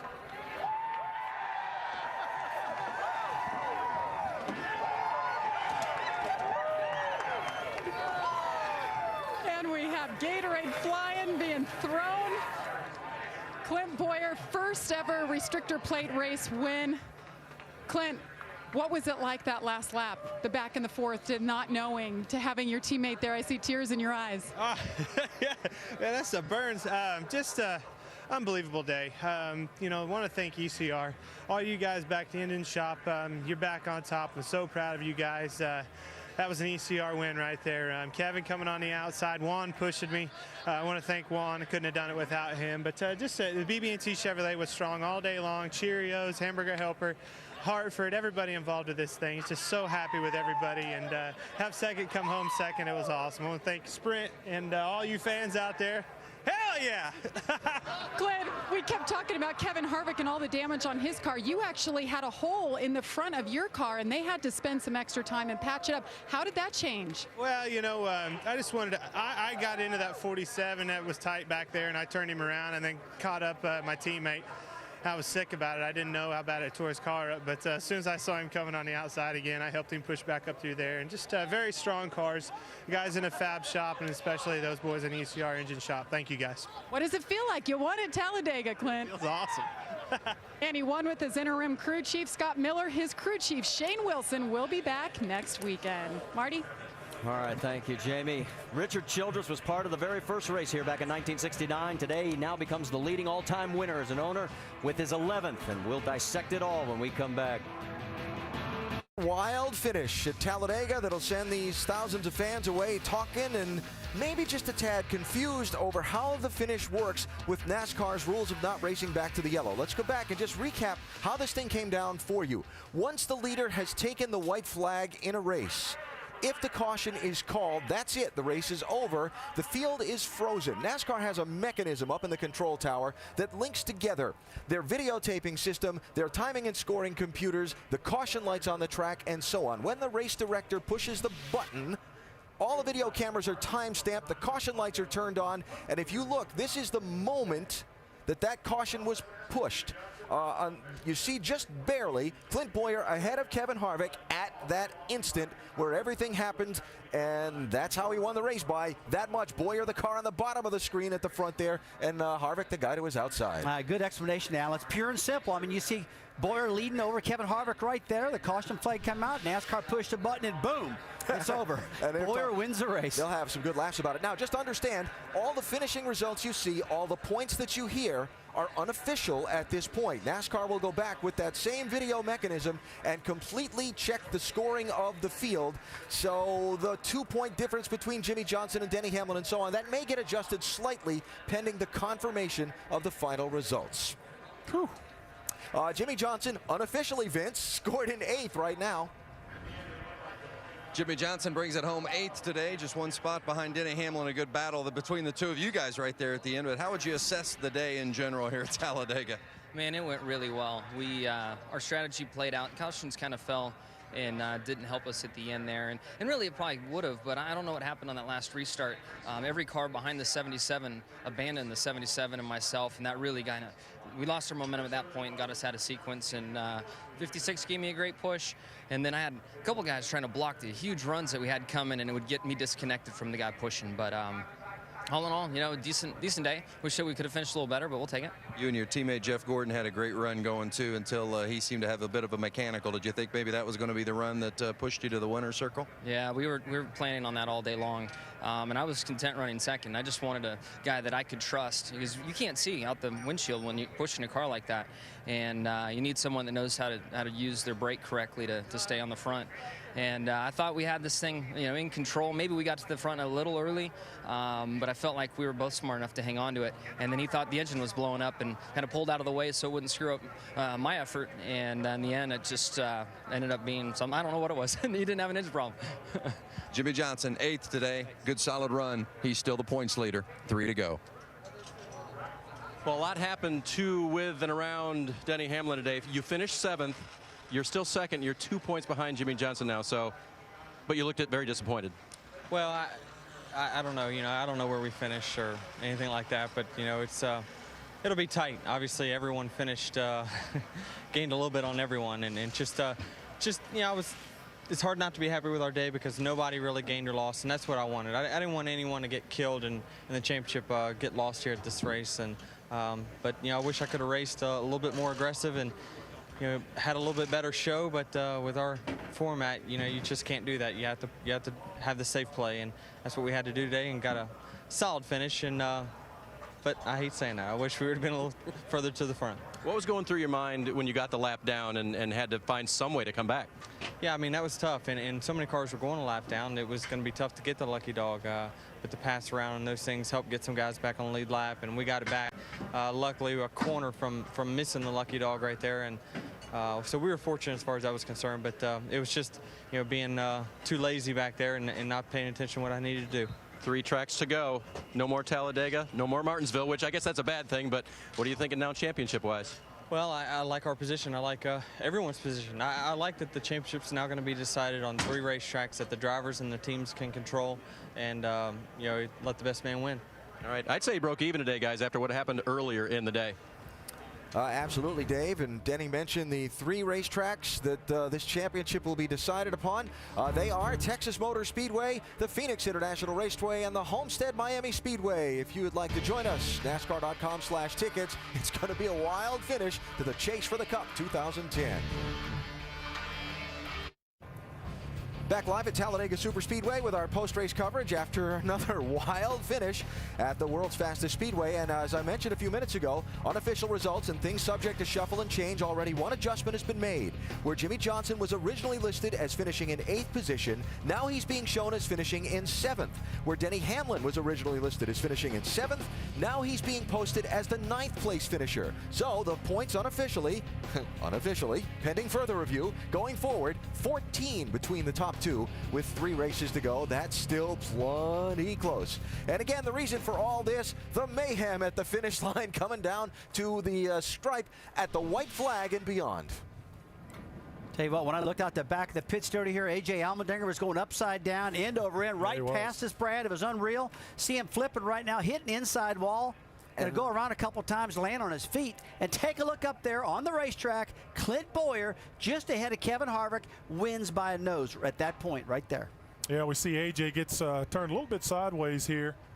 And they were just all bouncing off each other in his pack. Where does it go? Right here. He gets turned sideways just a little bit. He's in that pack. 82 gives him a little bit of a help. Looked like maybe Casey Boy, Mears I'll tell you what. Contact with Aaron Casey gets Mears. under that race car and it just goes to tumbling, and a hard lick upside down, but he walks away safely. And the thing that's interesting, now I know why Jimmy Johnson had such a good vibe in his voice, because he further enhanced his point lead, and now I see where Denny Hamlin's disappointment comes from. He fell further behind. And at the time moment where the caution was called, here you see Jimmy Johnson, Jeff Gordon, Denny Hamlin, and that's how they'll be scored, 7th, 8th, and 9th at the end of this race. Well, you know, it's incredible. They talk about how close the truck race was. The checkered flag fell 10 minutes ago, and these guys are still passing one another. Right. I mean, you're talking about a finish. That's funny. How they doing that? So after Clint Boyer was doing burnouts at the start-finish line, and Kevin Harvick was sitting nearby saying, well, was it he or was it me? It's Boyer that gets to celebrate. It was still a great day for Harvick. He wound up in second place. Great day for Childress. Recapping some stories we started the day with. The big one.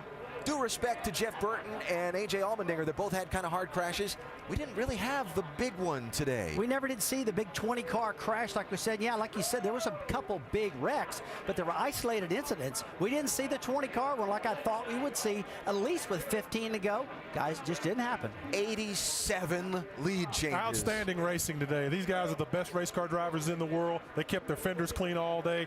Good, aggressive racing. It was a fun watch for all of us. And one of the more dramatic moments of the day, Ray, when Chad Knaus came on the radio and said to Jimmy Johnson, okay, let's go now with about 14 laps to go. I told you they've been sandbagging all year. They do that. You know, when you can come on there and go, and the guy goes from the back to the front end, and would have stayed up there longer if Jeff Gordon didn't have his problem. Would like to know exactly what happened. That's I thought true. his motor blew up. Jimmy Johnson might have gained more points had not been for that happening. Because when he said go, Alan, I mean, they were like 25th on the racetrack. They went. They took off, and in 3 laps, they took the lead. Amazing. Man, went too quick. But Clint Boyer stayed up front for quite some time at the end of that race, and you saw the crazy finish. He was able to be in front of Kevin Harvick when the field was frozen and the race was scored official, and Boyer wins by that much. And so we move on now with 3 races to go. What happened to Jeff Gordon? The full official rundown of scoring, so on. Lots more still to come in our post-race coverage from here in Talladega Sports Center, following immediately as we wrap things up and